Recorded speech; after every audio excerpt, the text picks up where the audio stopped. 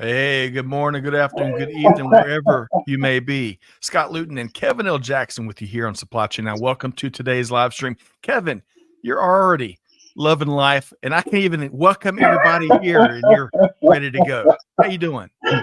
Yeah, man, I'm doing great. Murphy just walked through the room, and I was. That's why I'm so happy because he came and he left. You're talking about Murphy's Law, I bet, right? Yes, yes.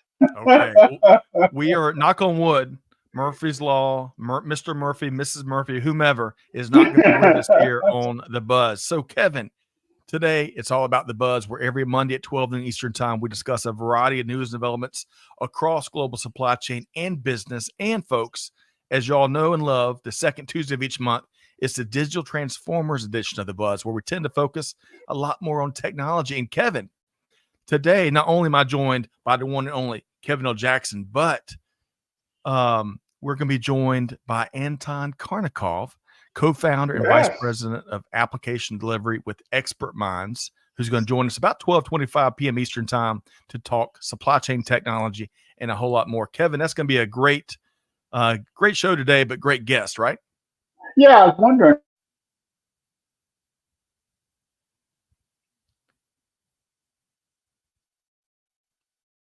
All right. Well, maybe it appears that the Murphys have made an appearance here today. But hey, we're going to get Kevin L. Jackson back. Sometimes we have that. It is the fun and joy of having a live show. But folks, again, about 12:25 p.m. Eastern Time, we got Anton Karnikov with Expert Minds joining us. So stay tuned for that. And two quick things before we get going here today. First off, hey, give us your take in the comments, right? If you're listening to the podcast replay, though, which we usually drop on Fridays, you ought to consider joining us live every single week, Mondays at 12 noon Eastern Time on YouTube or LinkedIn or some other social media channel of your choosing. We'd love to hear from you. And also, if you enjoy the show today, we'd love for you to share it with a friend and your network. So let's see if we got Kevin L. Jackson, the one and only, back with us here. Kevin, how you doing? I'm back. I mean, I guess he walked back through. I hope it was just a second to go pick up something, but Murphy's Yeah. hanging around. Well, great to have you back. Appreciate the great work you're doing here and at Digital Transformers, which is the series that folks can get wherever they get their podcast. We've been at that for a couple of years now, and I appreciate the great work you're doing there, Kevin. Oh, no, no, I'll tell you, the audience is just amazing. They, we publish once a month, but they are talking all month. Our last show was just amazing. I really want to Yes. thank the audience for all the love they've been giving recently. Well, Kevin, we're going to talk about that last show in just a second. So hold that thought for just a second. Speaking of our audience, they're the best in the world. Whitney is tuned in from Folsom, California. I wonder what the weather is like out in that part of the world. Whitney, great to see you here via LinkedIn. And Nadeem is back with us via LinkedIn. Hello to you, Nadeem. Let us know what part of the world you are tuned in from as well. And as our friends behind the scenes, Amanda and Catherine, thanks for all you do. As they say, happy Buzz Day. Say hello and let us know where you're watching from. We're really glad that everyone is here with us today. Okay, so Kevin, let's lead Hmm. off with some resources for folks. Does that sound good? Absolutely. All right. In our first delivery, we're talking a lot of parcel opportunities abound, and we invite folks to check out our latest newsletter. With that said, which we released over the weekend, on a few news and notes, including Kevin. I bet you knew this, but not many other people do. Did you know that 92% of all the advanced semiconductor chips around the globe are made in Taiwan? Did you know that, Kevin? Oh yeah, and I hope the factories didn't get damaged in the recent earthquake there in Taiwan. Well, I was reading some about that over the weekend as well, and they're expecting a moderate impact on the global chip supply chain. So we'll see. We're going to keep our finger on the pulse there. And I should just clarify, Kevin, for out there, that little factoid, it's not 92% of all semiconductor chips. It's just the really most advanced ones.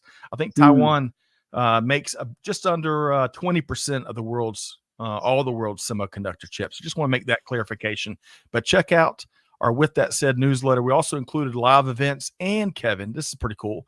We celebrated the 20th anniversary of Oasis Africa, a not-for-profit led by Kim Winter and the gang over at Logistics Executive Group. So we're dropping the link to that in the chat. And then, Kevin, you know this well. Coming up April 29th. How cool is that? So, folks, send in your pictures and your videos of the role that you and your team play in global supply chain. We're dropping a link on how to do that here. And also, big thanks to our sponsor, Vector Global Logistics, for helping us to reinvigorate National Supply Chain Day. Kevin, that should be one of the biggest holidays on the calendar each year, don't you think?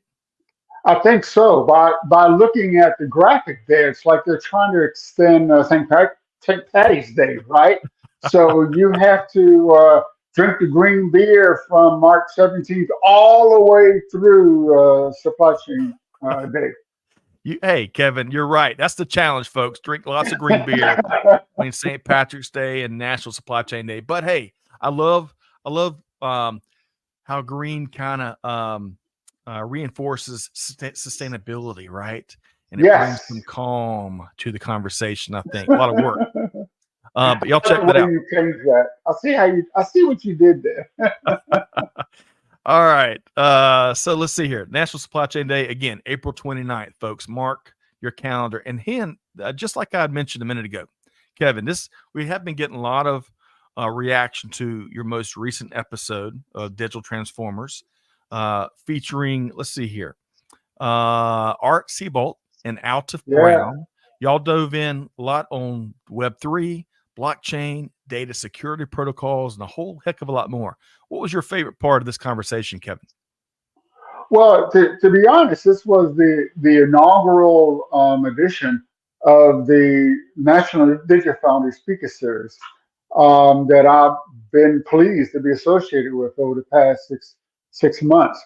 And what's really important about that is that they're leading the way in advanced digital ledger technology. They got everybody's heard of blockchain. That's right. just one type of digital ledger technology.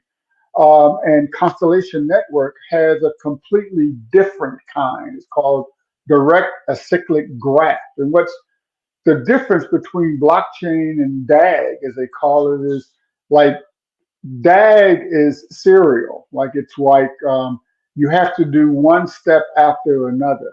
Whereas DAG, blockchain is serial. Right. DAG is parallel, right?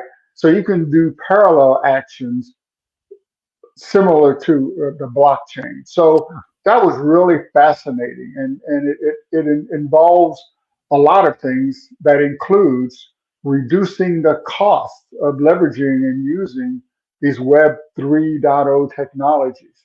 Okay. Well, Kevin, I need you to write the book and send it to me, How to Do Blockchain and DAG for Dummies. So if you'd write that book and send it to me so I can be a part of the conversations like that, that'd be great. All right. Will do. I'll put that on my list. Okay. That's the first thing on my list. That's right. Today. We're going to have a long list today, Kevin. So folks, check out this latest Digital Transformers episode, which kicks off, as Kevin mentioned, the National Digital Foundry Speaker Series. You can find that wherever you get your podcasts. And I think we're also dropping the link in the chat to all these resources. Okay, Kevin, before we dive into our first episode here, a few other folks I want to shout out to. Nadim is in Saudi Arabia. So great to have you again with us. Jared McAdoo from Pittsburgh, PA. You ever been to Pittsburgh? All right. Yes, I drove there at night one time. It was scary because there's so many mountains around Pittsburgh, just getting into the city. Man, we'll have to unpack that story after. Beautiful city, though. Beautiful city. Saul Gerardo, good morning from Ames, Iowa via LinkedIn. Great to see you here, Saul. I appreciate that. Hey, Leah Luton, how you doing, Mom? Love you. Says, hello, Buzz folks, and Kevin L. Jackson.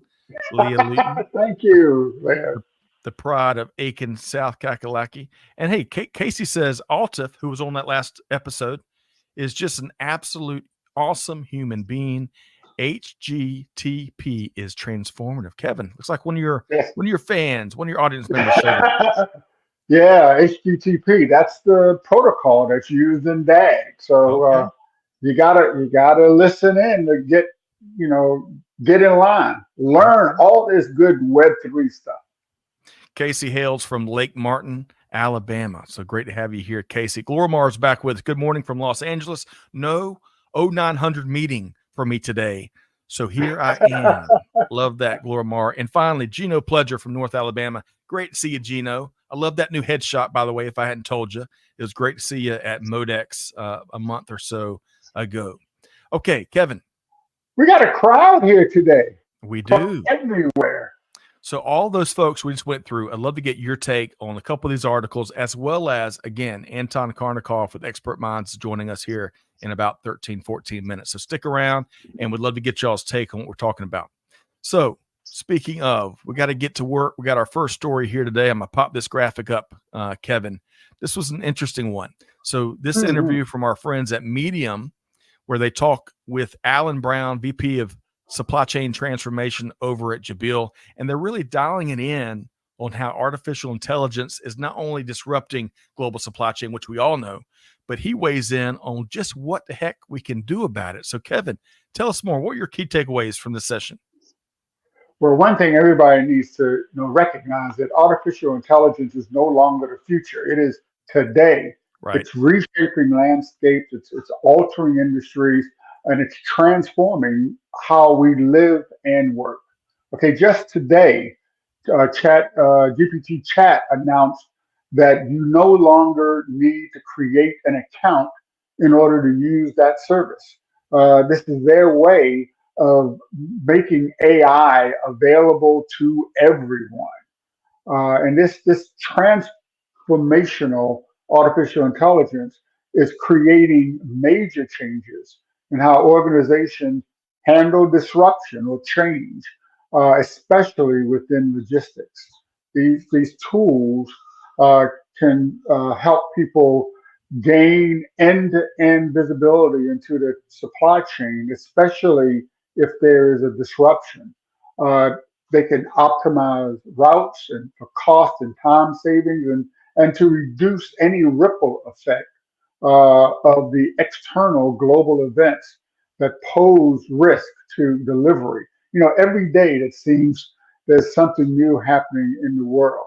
And generative AI is really helping managers anticipate and use huge amounts of data that's Right. collected by all these sensors. And GPT Chat is one of the tools that they're using. They're taking this data, putting it into GPT Chat, and then it's coming out in a usable form, right? Something that it's humans can understand and take real action on. So it's changing the reports to give you that actionable insight immediately. Yeah. A lot of good stuff there. It was an interesting interview. So y'all check it out. We're going to drop the link there in the chat. Hey, two quick follow-up points to what you're sharing, Kevin. I'll get you to react to this. I'm going to share both of these and then you can comment. First off, I was reading over the weekend that Google, for the first time in their search engine history, about 25 years, is considering adding a charge for users that want to use the higher end AI powered search as Google continues to kind of figure out how they want to compete against ChatGPT that you mentioned. So I found that to be interesting. And then back to this interview with Alan Brown here. I loved this quote that was about halfway through it. He says, quote, "If you don't have a uniform approach for data governance and management across your supply chain organization, or ideally your entire business, AI tools won't be your saving grace," end quote. Kevin, react to either one of those points. Well, on the Google thing, they better, take a second look at that, because it looks like GPT Chat has recognized that. That's why their service is already free, and now they're saying, okay, everybody just take it. I mean, you can. Google has a problem there. Right. and Microsoft too. And with respect to AI in general, it's not just for it's not just for work. It's also for your personal life. It helps you understand take a much broader view of the world, and it's becoming critical in order to understand how all of these things in your life link together. Yep. So don't be afraid of this new tool that you can use at work and to enrich in your own life. That's right. Don't be scared, folks. Don't be scared. Hey, Kevin, can you imagine? Can you imagine back in your days working on projects at NASA, sending satellites to the furthest Mhm. reaches of the solar system? Imagine if y'all had AI back in that day. Could you? Have you ever thought about that for a second? We'd already, be traveling at light speed if we if we Right. had AI back then. I mean, we Oh, wouldn't have just gone to the moon and just left it alone. I mean, it took us 50 years to get back. That's I know. horrible.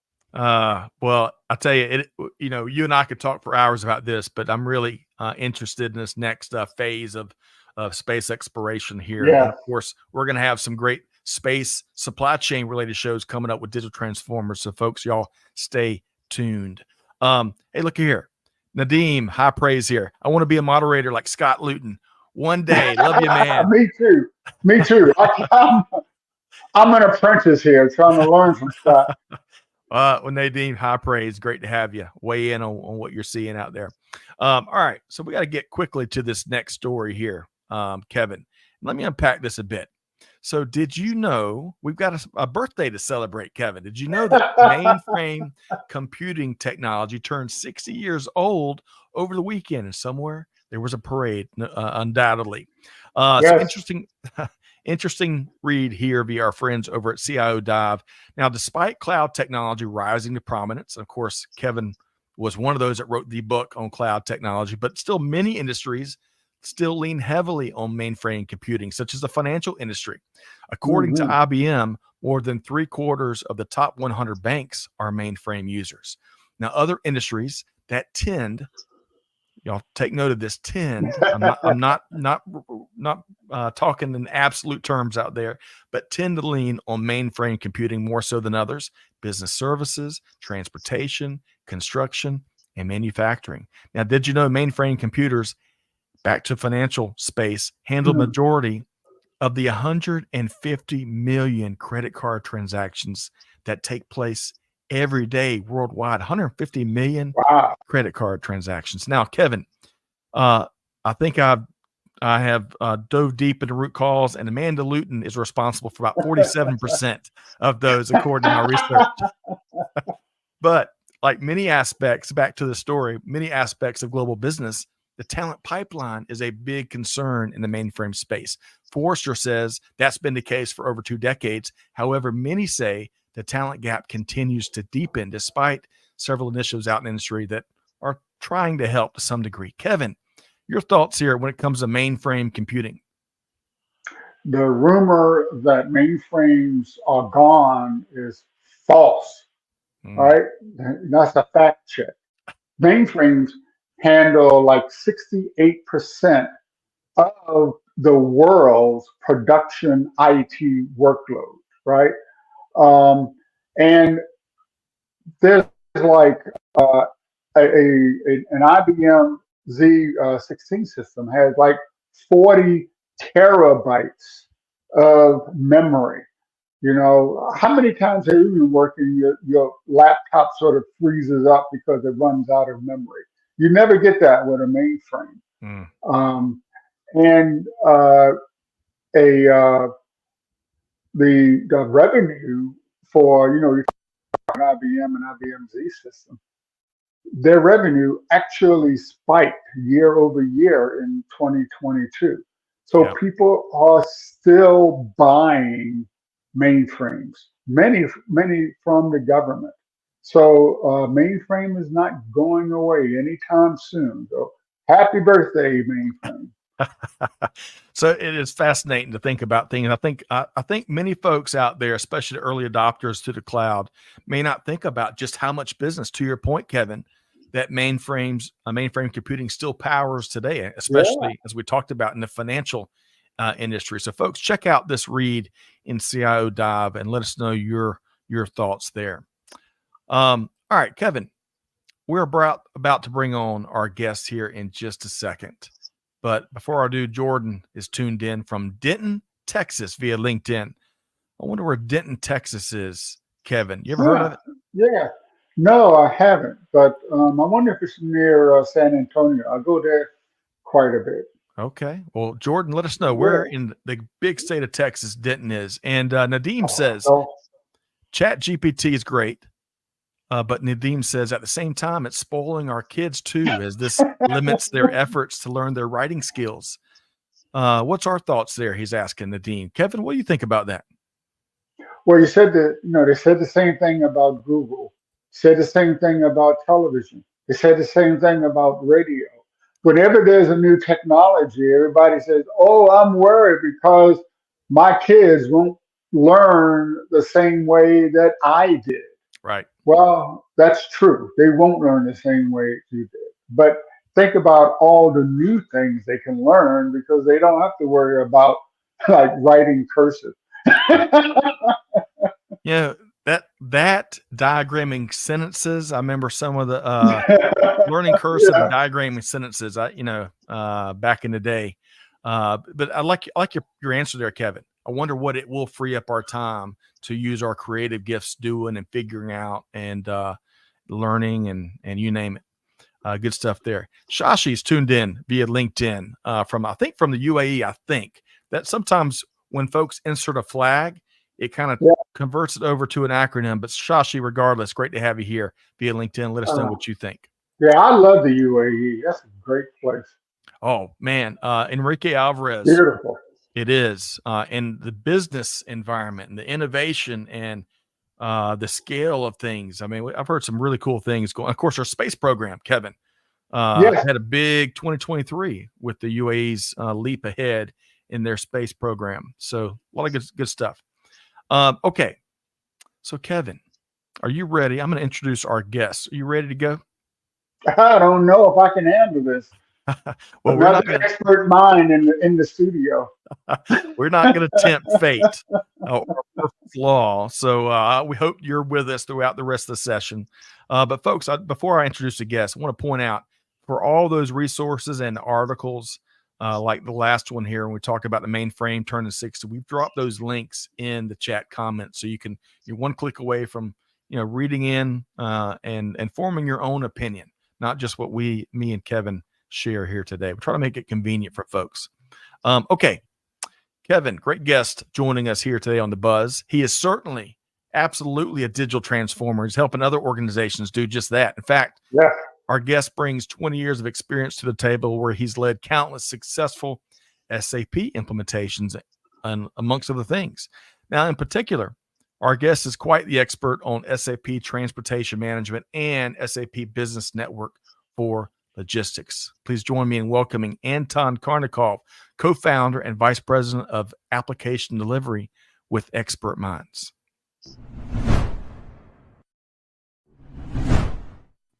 Hey, Anton, how you doing? Hey, Scott. Hey, Kevin. Doing great. Thanks for having me. Hey. Great to have you back. We thoroughly enjoyed our webinar from a few weeks back. In fact, we're going to drop a link to that webinar in the comments for folks who want to check it out on an on-demand basis. Now, Kevin, Yeah. we've had quite the wide-ranging technology conversation thus far. Are you ready to move on? We got a little fun warm-up question we're going to pose to Anton in just a second. Are you ready to go, Kevin? Well, actually, I just wanted to mention it. Last year, I spent a lot. I went to SAP Sapphire and did a lot of with the S4 HANA and learned so much about the power of SAP. So I'm ready to learn more from Anton. I opened up a little spot in my head, my brain right here. I bet Anton was down there. We'll see. But speaking of places to go, Anton, before we get into the conversation and talk a lot more technology, Minneapolis, you live up in Minneapolis, Minnesota. wonderful town, growing town. I spent some time in just a month or so ago. What is one thing that folks just got to check out when they visit Minneapolis, Anton? Yeah, we've moved here about 2 years ago, so we're still making our way through all the great places. Love the town, love the city. I'd say if you're a sports fan, you can't go wrong, right? Every major league team for every sport is here, so whatever is your cup of tea, it's great. But probably the thing that I was most surprised about was the Minnesota State Fair. You know, I am not a state fair kind of guy. I've been to state fairs in other places, and I generally avoid them. But the Minnesota State Fair is the real deal. The food is unbelievable, even though the crowds are, there are a lot of people, but it's worth it. So I'd say check that out. I think it's a good one. I love that. Kevin, you ever been to Minneapolis? Yes, I've been to Minneapolis, and it's a beautiful city when the sun is out in the summer. I've been there. I've been there in the winter too. I mean, it's one of the few places where they have tunnels between buildings so you can stay out of the snow. Stay warm. Well, speaking of which, Hell's Kitchen is a local restaurant, and we're not talking about Gordon Ramsay's chain, but a local restaurant up in Minneapolis that I enjoyed eating with Dan a few weeks back. And also, Anton, the what's the burger with cheese in the middle? I can't remember what they call it there in Minneapolis. Yeah, I know what you're talking about, but it's escaping my mind as well. Yeah, there's a lot of great burger places here, and I think my burgers are kind of burger go-to spot nowadays. I still miss. We moved from California, and I am, I will trade any burger place for an In-N-Out any day of the week. It's In-N-Out, can't beat In-N-Out. That it's still, we go back to California. That's the first place we go to, which is kind of sad, you'd think, but it's it's definitely special for us. All right. Well, y'all are making me starving. Thank you so much, Anton. It's going to be a burger dinner tonight. We're going to have to. I wish there was an In-N-Out near our neck of the woods, but I'll save that for another show, Anton and Kevin. So I want to get to work here. So I want to start. We've got an interesting article that I want to unpack a bit and then get both Anton and Kevin to react to. So I'm going to pop up this graphic here. This comes to us from our friends at Logistics Management. What generative AI means for supply chain work. So I want to start with this number. Research from Accenture says that 58% of supply chain processes will be automated or augmented by Gen AI. Now that sounds a little bit low to me, but I digress. Now some of the areas included in this number: designing and engineering, sourcing and procurement, production, fulfillment, and planning.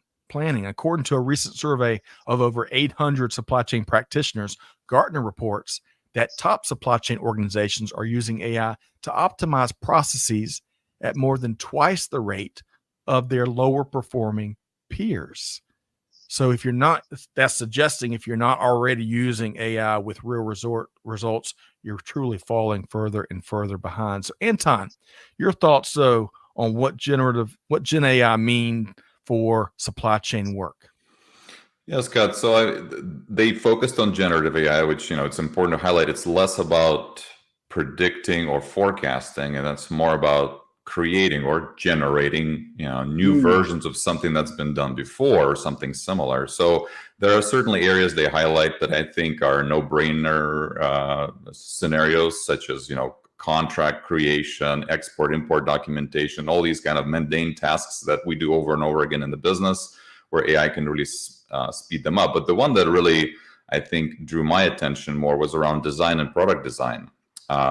Because I'll give you an example. We have one customer that is a glass container manufacturer, glass bottles and things like that. And back in the day, in order for them to introduce a brand new color for their glass containers, took years just to make sure that it doesn't jeopardize the structural integrity of the product, that it's a good match for the customers, for the color and how the product looks inside the container. Then they built a mini plant in one of their facilities, and they were able to speed it up to several months. But I wonder with things like generative AI, whether they could introduce it into their flow for product design, if that could even speed it up even further and come up with ideas on what can be done that they maybe haven't thought of. So I think certainly that's an area where it can introduce some new possibilities. The one thing that I always find interesting about, because of course, like Scott, you were talking about earlier, don't be scared of AI, Right. but a lot of people are, and I think in industries where you see some union workers, for example, we should expect, and I think we will see negotiations where they write it into the contracts that some what they believe are defenses against AI taking over their jobs. I mean, we saw that with the writers in Hollywood and how those negotiations went. So that's something that companies need to be prepared for. That you certainly will see these gains in performance and productivity, but be prepared for your contract negotiations for your workforce and your labor to try to fight against it and support that. That's a great call out, Anton. A great call out. Before I move to Kevin, anything else you want to add, Anton? No, I think those are the main things that I took away from that article. So Kevin, weigh in there. Anton really laid a lot of things on the table there. Your thoughts, Kevin? Well, I think, like you said, don't be scared of AI, but these labor groups and unions, I think they should put their efforts maybe in another direction. Don't try to protect your existing job. Plan for the next jobs, the jobs of the future. As you negotiate, why don't you think about retraining your members so that they can use AI to do the mundane tasks that they don't want to do, so that they can focus their brain power and their intelligence and their history to create new workflows or to create new products or to create new jobs. I mean, one of the most important jobs today is prompt engineer, right? What do you ask the AI about in order to get the answer that you need? I see very similar transformations in existing manual labor jobs. Yep. I would just add creating new value. You mentioned a lot of different things where you can free up the human factor to create new things, creating new value for customers, potential customers, suppliers, the team, right? The current workforce. I think that opens up a whole new realm of possibilities. A lot of good stuff here. Let's see here. Shashi says digitization or transformation can indeed enhance efficiency, but current disruptions can also wreak havoc on the supply chain with ongoing geopolitical tensions, Baltimore, Taiwan, earthquake. Great points there, Shashi. Great points. Yeah, you mentioned Baltimore. Did you, I guess earlier today or late yesterday, a ship lost power near the Verrazano Narrows Bridge up in New York. They had to drop anchor to keep from hitting a bridge, just like what they did in Baltimore. I mean, the port is shut down, one of the largest ports in the country. Now, I did a lot of supply chains, I'm sure. Oh, no doubt. I think a lot of folks are still trying to figure out exactly how to work around that major disruption and see where else their global supply chains are being impacted by that and many other disruptions that Shashi lays out there too. Okay. So Anton, given this age of constant change, new technologies, seems like by the day, sometimes by the hour, I really want to pick your brain here today and get you to share some proven, been there, done that tips with our audience, especially when it comes to implementation. Our last webinar, Anton, we spoke a lot about the implementation of new technology in global supply chain, especially from that transportation and logistics standpoint. You've got tons and tons of, you got experience by the truckload there. So Anton, 3 tips. What are 3 tips that you'd like to offer, especially supply chain leaders out there that are implementing new technologies within their business? Yes, Scott, I think I would probably put as number 1 is you do have to prioritize migrating to the cloud. I know it's something we've heard before for many years, but what we're seeing as kind of a new trend is, in addition to the technology pressure, right, to move from on-prem to the cloud, now what we're seeing from all the major software providers is the licensing pressure that wasn't 3-4 years ago. So again, speaking maybe for SAP and Oracle, customers are now in a position where buying any on-premise licensing is pretty much cost prohibitive. Even if they're there, but you're going to have to spend so much money, it doesn't make any sense. So the software providers are forcing people to move onto the cloud through licensing structure. And again, it's only getting harder and more difficult to navigate those waters. So the sooner you get ahead of the curve and just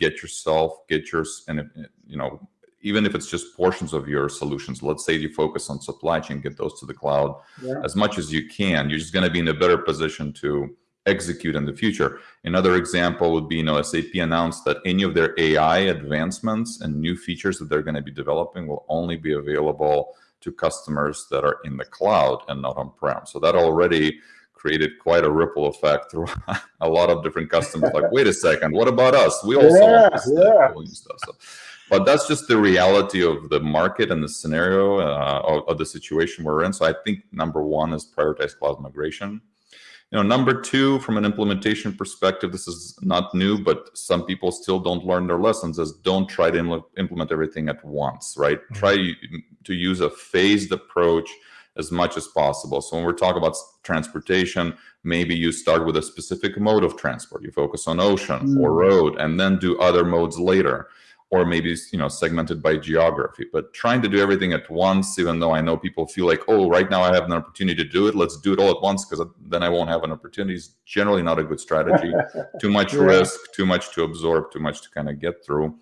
And maybe, final thought is, again, a theme that we've seen in the software development world for many years, which is agile implementations. But in software implementation world, it's still something that people are learning how to do properly.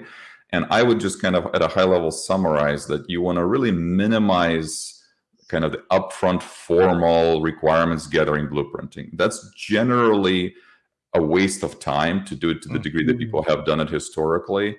And you want to keep it, what we try to do is keep it fairly informal, get to the 80%. If I know 80%, we're ready to go. Let's start building. Let's start putting a solution together and showing it, putting it in front of people, getting feedback on whether it's working or not working. And that's really the only way to get the necessary feedback to know if you're doing the right thing, rather than trying to write it on a piece of paper and, and sign it in blood before you start any work. So minimize the kind of formal blueprinting, do it as quickly as informally as you can, and get into the build phase, and then iterate on building and feedback, and you just end up with much better results in the end. So those would be the three things from an implementation perspective I think I would focus on. I appreciate that. And folks, as you might expect, Kevin, before I go to you and get your take on those three things or other things, we can't cover everything in 5 minutes time. Anton, as I mentioned, has done this countless times. So I bet Anton will welcome a conversation around implementation, best practices, and a whole lot more. Kevin, let's see here. His 3 tips, if I got them right. Prioritizing going to the cloud. Don't do everything at once. And then minimize that formal blueprinting so you can get into the build. He talked about agile implementation there. Kevin, your thoughts on those 3 or some of your own best practices given all your work in this space? Well, I'm going to double tap on going to the cloud. Okay, I'm a cloud guy, but that's not really why. It's you can't implement a lot of these advanced capabilities and technologies in an on-prem installation. You have to do it in the cloud because of the flexibility, because of the scalability, and the ability to assign resources, scale up, and more importantly, scale down. You can't do this on premise. It costs you way too much money to do that. Right. So if you're going to be competitive, no matter what industry you're in, you must go into the cloud. And on the other 2 points, it's all about continuous change. I mean, Anton was talking about the waterfall design method of software, where you make sure you get all the requirements in place and that's what you're going to build, and you can't change the requirements once you start designing the software. That's a guarantee that when you're finished, what you've built is going to be worthless. So don't do that. You have to, whatever you design, whatever you build, whatever you implement, whatever you deploy, it has to be built for change, has to be built for continuous change. You don't know what's happening in the next hour, let alone the next year. So Anton is right on Yep. with all of those points. Anton, any additional thoughts there on that last big point Kevin was making? About investing into a system, a technology, a platform, an organization that can withstand this constant barrage of change. Any thoughts there, Anton? Yeah, it's always a dilemma we've had to face as an implementation partner, because you get with a customer, what the customer wants is predictability of cost, right? And so that's the reason they're pushing for that upfront detailed requirements gathering, because they then believe that they have less variability to what happens. That is not the reality. So it's an illusion that by blueprinting it to death, you're going to end up with less change. In fact, you typically end up with more change to what you're building. And so, but yes, part of what we talk about a lot of the times is, instead of trying to avoid change, you embrace it. It doesn't mean you do everything. It doesn't mean you have endless budgets. It just means you constantly have to reprioritize and figure out what's important, right? You have that conversation, you have that dialogue. What was important to you yesterday might no longer be important today. Great. I'd rather know it now so I can drop it out of the list I'm working on and focus on the new things that are important. So yeah, I think full alignment there. Good stuff, Anton. I wish we had a few more hours, but with you and Kevin, quite the 1-2 technology and supply chain power punch here. Speaking of punches, really quick, we got a new Mike Tyson fight coming up soon, Kevin and Anton. I want to say it's in June or July. That is fascinating to me. I growing up, we were talking about the 80s a bit in the green room. And man, Mike Tyson in the mid and late 80s, early 90s, that was the event you had to watch his matches. Yeah. So yeah. Be interesting to see how that fight with, I can't remember the guy he's fighting. Interesting Much younger guy. Yes, Anton. Yeah. That's right. So we'll see. All right, Kevin and Anton, we're gonna keep driving here. I gotta Anton, on the webinar we talked more, and again we'll drop the link to the on-demand version webinar here in a second. But we spoke a lot about some of the cool things Expert Minds, you and your organization, are doing out in the industry, especially helping organizations optimize SAP, leading to big wins for the business and their people. So, Anton, what's one of your favorite things that you're doing at Expert Minds? Yeah, thanks, Scott. And just for viewers out there, just as a quick reminder, Expert Minds is a implementation partner for SAP, and we especially focus on the logistics solution. So as you mentioned, transportation management and business network for logistics.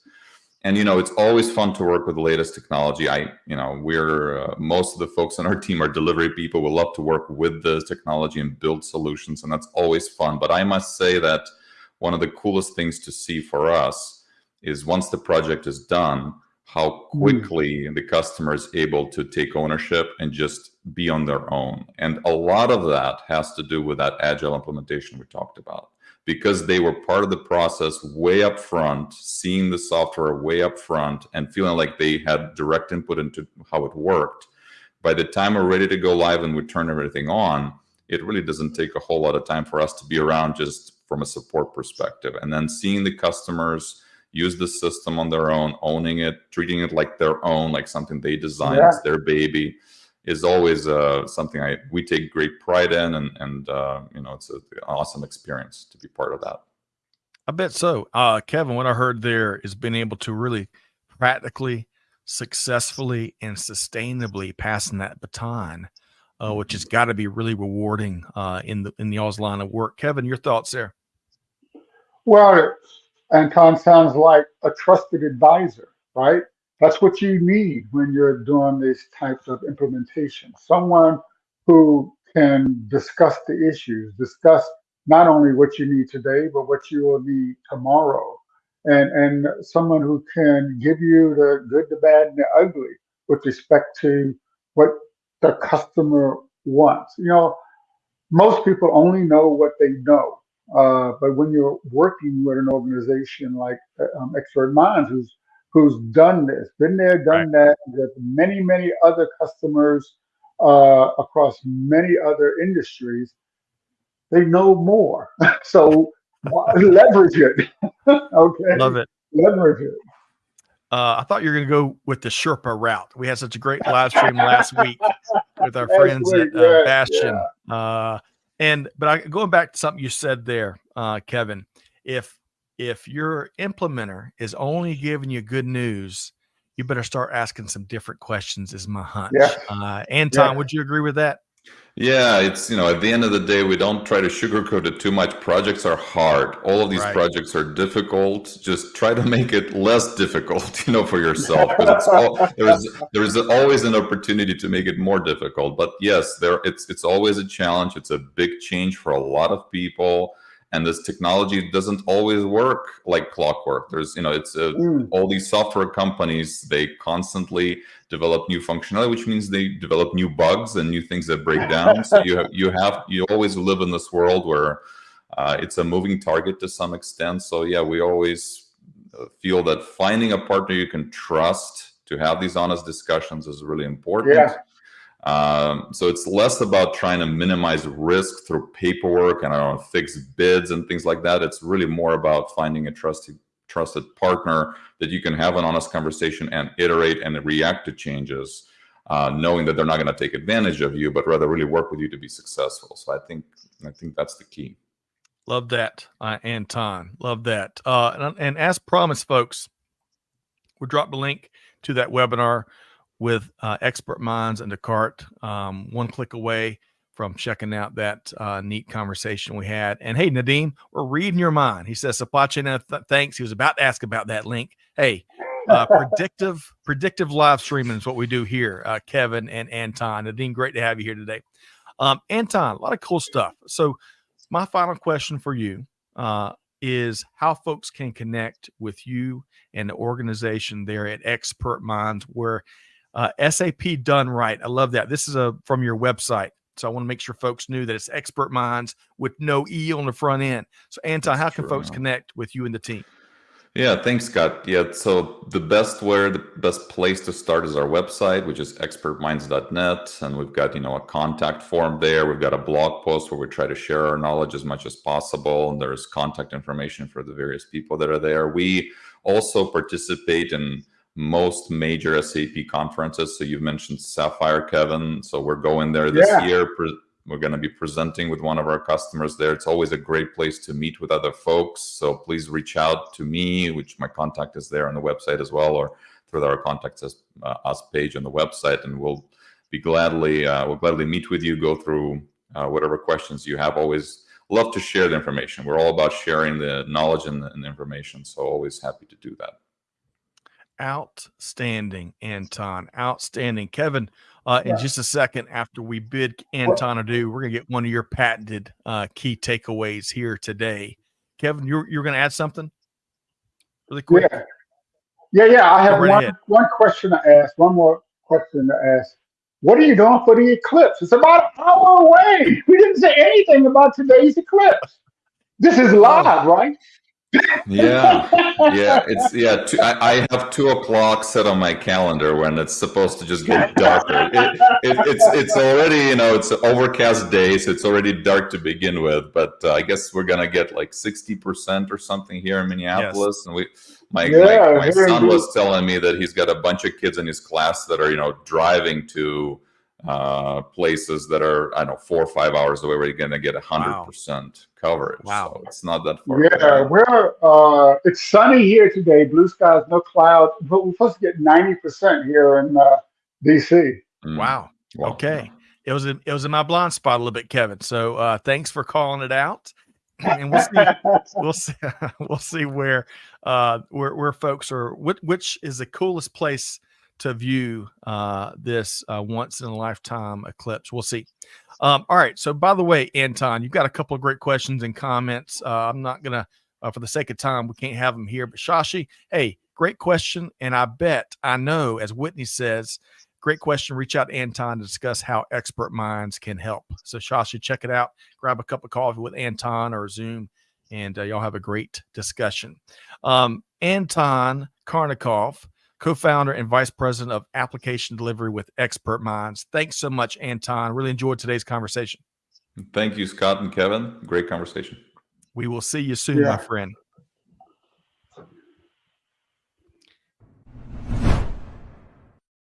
Hey, sometimes that swoosh is right on the money, and sometimes ready to go. You know what I mean? Saying, Kevin, yeah. The swoosh is the boss, Kevin. I can't help it. Power of the swoosh. So let's see here. Is that maybe Wes Banker? Maybe via YouTube. Appreciate it. Yeah. They say nice discussion. Happy Eclipse all. SAP is on my radar now. The banker, Wes Banker. I'm gonna go with that. So I hope that's close. But great to have you here today. And of course, Whitney, big thanks to Whitney over there with Expert Minds, dropping some other links in there. Y'all check out those resources. That's what we're here for. Great job, Whitney and Anton. So Kevin, we covered a lot of ground here today. Oh yeah. Think about it. Think about it. We started with that said and semiconductor chips.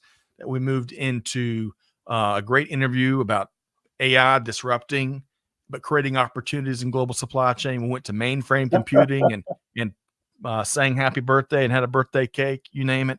We even fit in Mike Tyson with the 1-2 punch. Yeah, and exactly. Anton, we're here today. So out of all of the past hour, what's one of your favorite key takeaways from this discussion we had here today? Well, I really like the when Anton was talking about, and I would say this, right?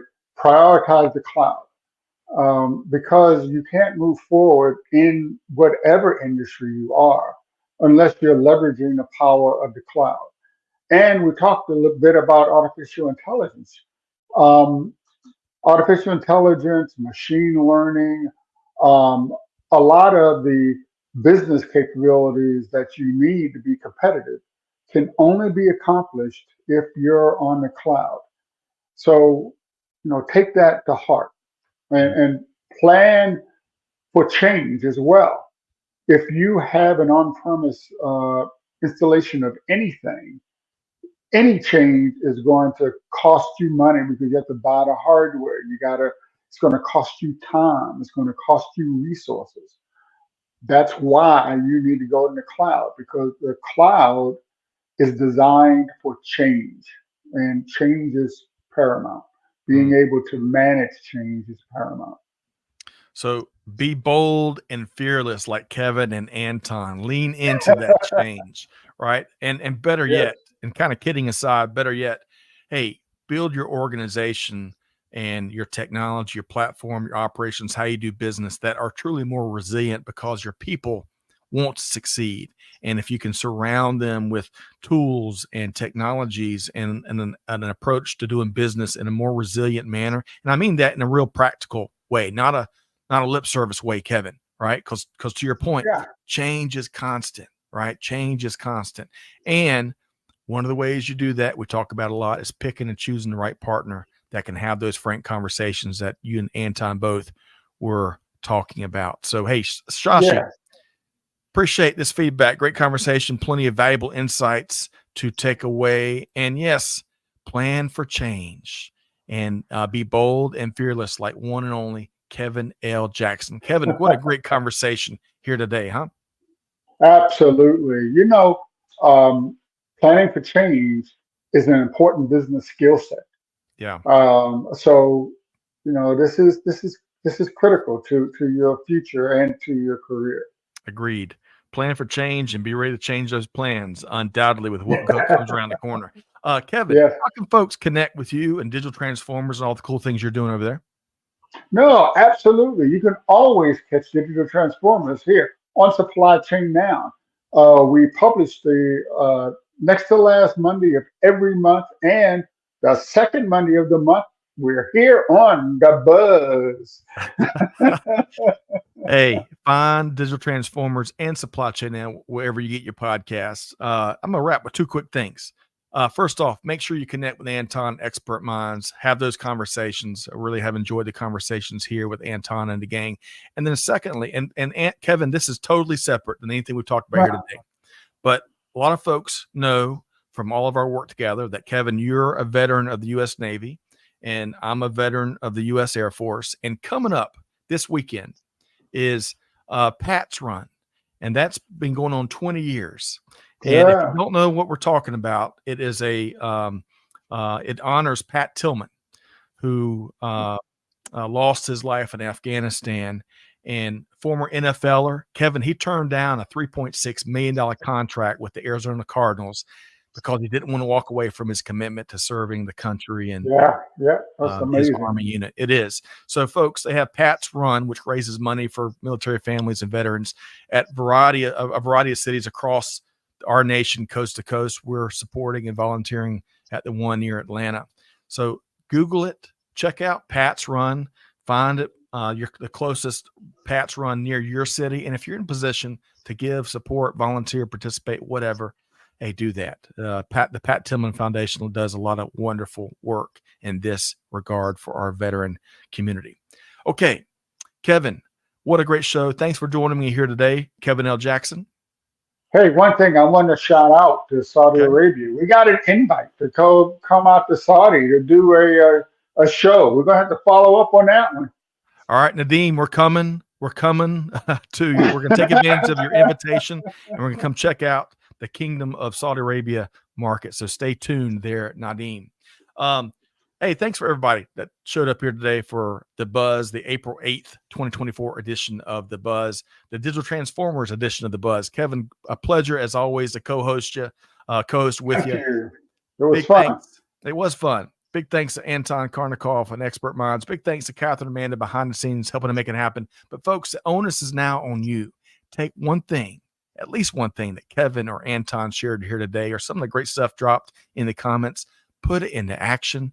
Deeds, not words. That's what it's all about. And on that note, with that said, Scott Luton on behalf of the Supply Chain Now team, challenging you to do good, to give forward, and be the change that's needed. And we'll see you next time right back here at Supply Chain Now. Thanks, everybody.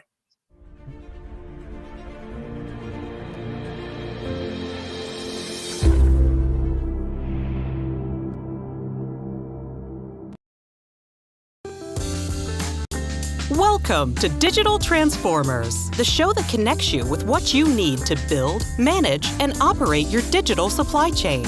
Join your host in a timely discussion on new and future business models with industry-leading executives. The show will reveal global customer expectations, real-world deployment challenges, and the value of advanced business technologies like artificial intelligence, blockchain, and robotic process engineering. And now, we bring you Digital Transformers. Hello, this is Kevin L. Jackson, and welcome to Digital Transformers on Supply Chain Now. Today, I have the incredible pleasure of teaming up once again with the illustrious Sally Eves to discuss our perspectives on the RSA conference in 2023 in San Francisco. Welcome, Sally.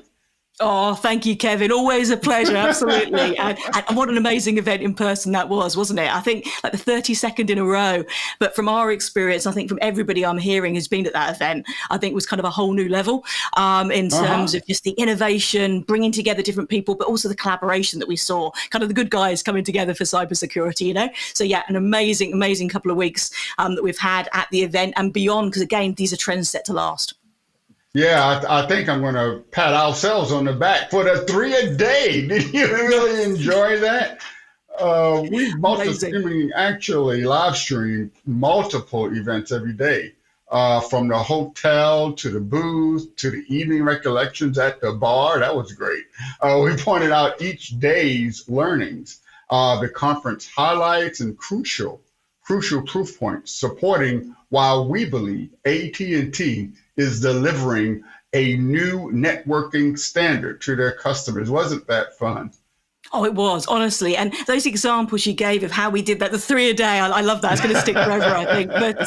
But we took the audience with us, didn't we? And that's what I loved about that. It was kind of starting our day, bringing the audience in, as you said, at the hotel, sessions, kind of our highlights being at the booth, and then our recollection down at the hotel afterwards. And that's what people do, isn't it? It really is a genuine reflection of an event, but doing that live and being able to share that live and kind of bring everybody with us, I thought was an amazing thing. And also, again, the theme of RSA this year, Stronger Together, I think it really reflected that as well. What we were doing together and collaborating, but also the cybersecurity community as a whole as well. It really felt quite a special moment of coming together. So yeah, loved it. It's a short answer. I think it was actually a very broad together. I mean, in the evenings, I would get comments and emails about, what they saw, and the audience was there with us. It was really amazing. Definitely. And that first day, yeah. And so each day was different. We sort of had a theme for each day. And like the first day, we were talking about security in the network and how the cyber threats were really growing, how organizations had to really limit their vulnerabilities, and they all start with the network. Absolutely. It's so true. And you're right. I think across the 3 days, key points to look at. And I think maybe my first one is around the expertise who knows business. I think we saw that particularly on day one. I think that really supported all we were learning about. I mean, so many interactions up close, at the booth, but obviously in other areas as well. And I think it really reflected as well how AT&T has supported the community.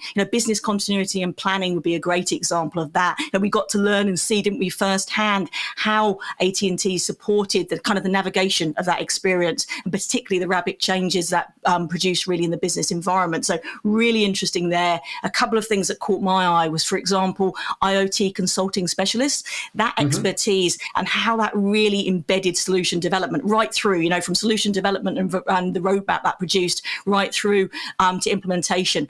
So it's massively important, kind of that move from proof of concept right through to mass deployment. And we saw, again, technology, expertise, business, all coming together to deliver that. And we also saw other areas too, didn't we, in terms of customer collaboration, market sensing, but also bringing out expertise externally, such as analyst relationships too. So all of that coming together was definitely some of my kind of highlights from day one. And kind of the result of that, it's that software-defined cloud connections that we got to really drill into, and how that works kind of friction-free, I would say, with AT&T Network Services. And it gives those two things, security and reliability, hand in hand. And of course, as well, we got to see how voice and reliable collaboration solutions using cloud was really making a massive difference. And again, that integration piece into the AT&T network made that all happen. So kind of embedded by design springs to mind for me.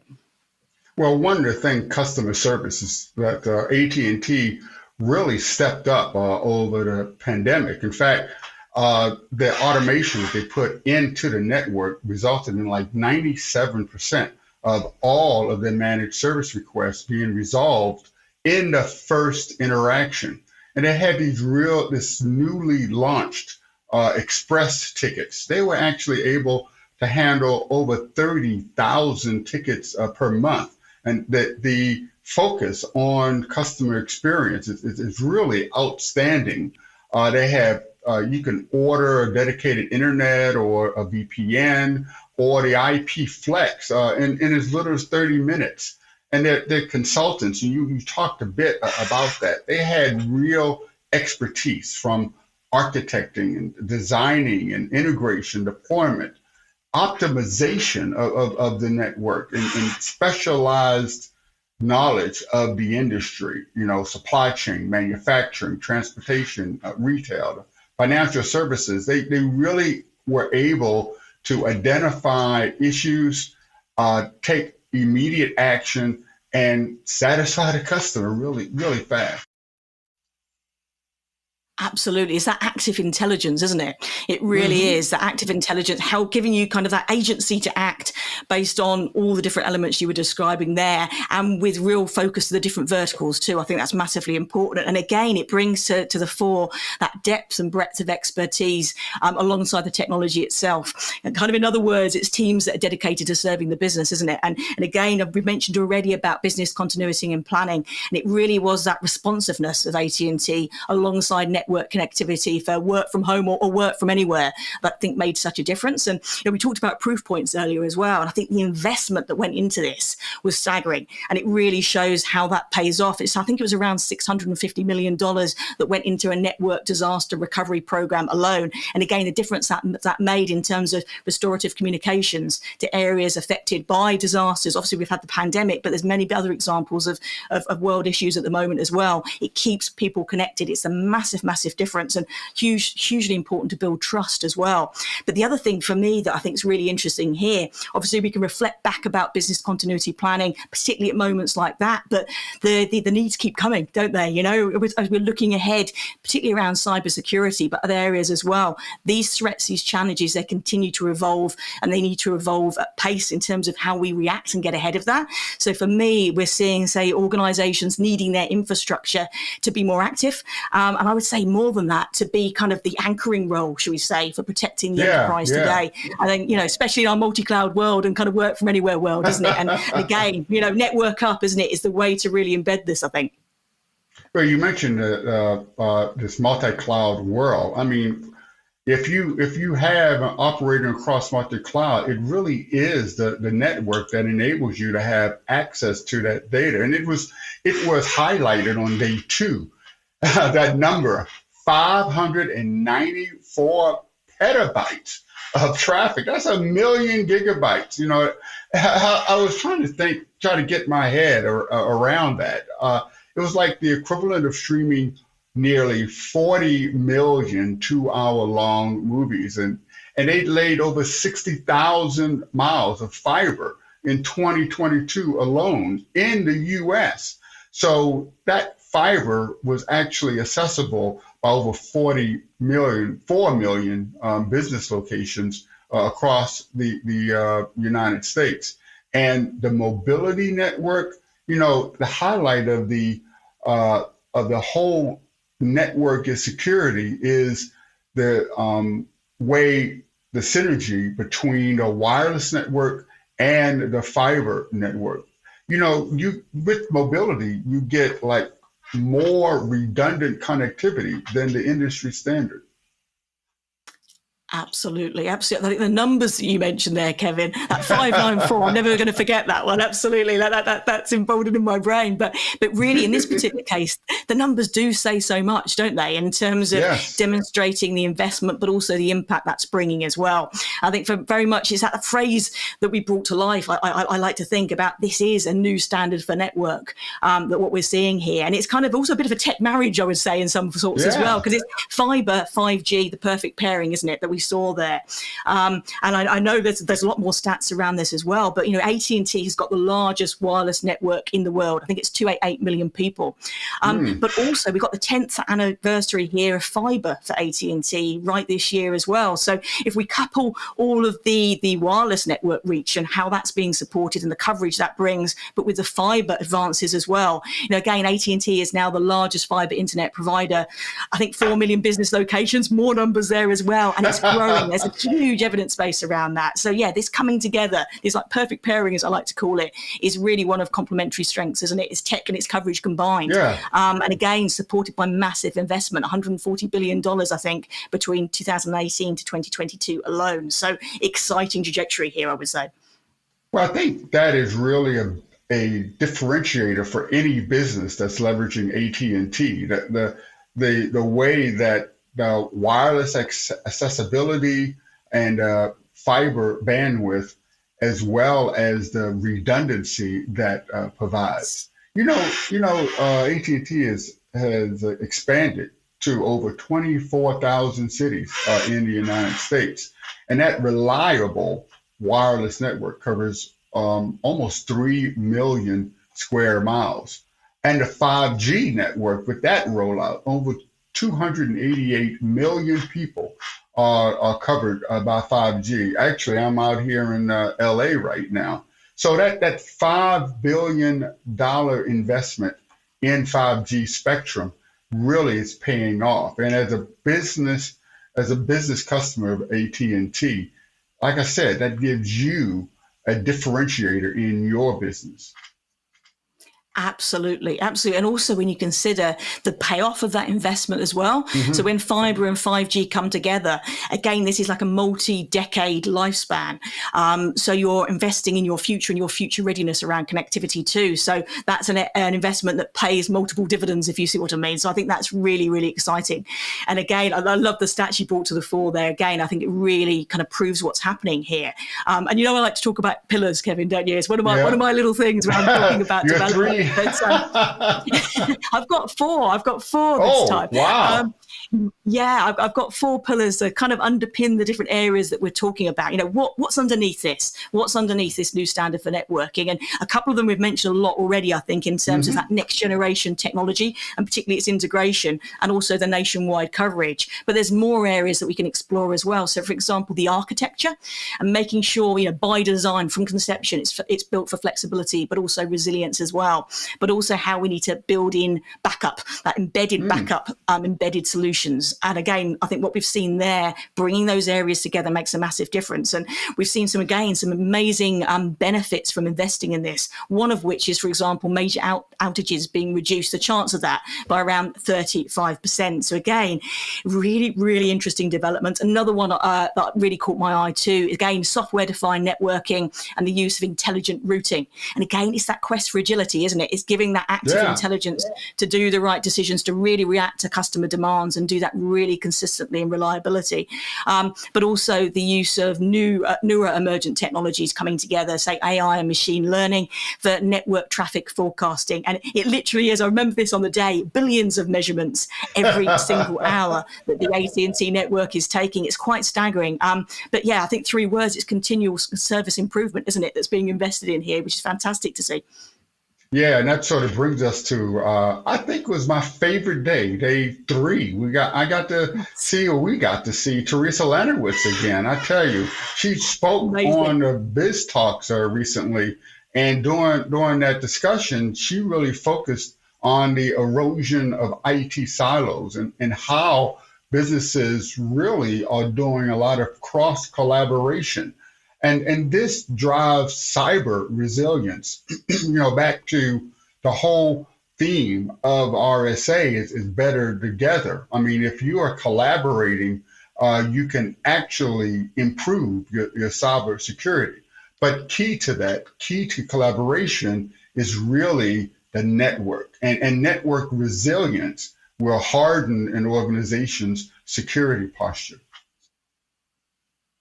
Absolutely. As we said before, security is the network, if you see what I mean. I think that's where we're heading. I could not agree more strongly. And particularly when we consider things in terms of constant change and constant raising of expectations and behaviors, and the consistency of increased data traffic and usage as well. Roughly 23% year over year increases in that alone. Wow. And obviously, as we're moving with greater acceleration of 5G, but also to 6G, et cetera, in the future as well, the data volume is only going to increase, isn't it? So how we make the best optimization of that massively.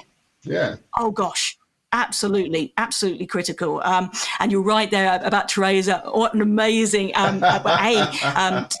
tech person, women in tech, but just an amazing ambassador. Her speech at the booth was amazing. I love the energy, just really brought everybody around that. And it really is the embodiment of expertise that knows business, I would say. And again, you mentioned there around key themes of the event. And I think the Cybersecurity Insight report that AT&T Cybersecurity produced there was super interesting as well. I think it's about the 13th in a row, and got a lot of insights there that can be supportive for the audience too. But one that caught my eye from that research is really the fact that enterprises now are looking for that balance in terms of where they're investing, and particularly security and edge. That was kind of one of the big takeaways from that. But as you mentioned as well, how network reliability is absolutely an imperative for business today, and to access that critical data when it's needed the most. The reliability of 5G came out to the fore, and obviously, as we mentioned earlier, 5G embedded by design with some inbuilt security. So those were 3 of the big areas to come around from that. And maybe one other talking point as as well.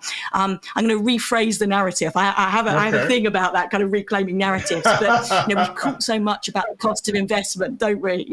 We do that all the time, but I think when it comes to things like security and cybersecurity, I think we should just talk about that in a different way. It's the cost of insecurity. I think we need to be talking about more, not the other way around, and I think AT&T's leadership position here is really very impressive. Over 1,000 security-related patents just speaks volume for the investment in this area, which means so much to so many, not just enterprises, but families, home life, everybody is affected by that. Organizations of all sizes are great to see that investment and support.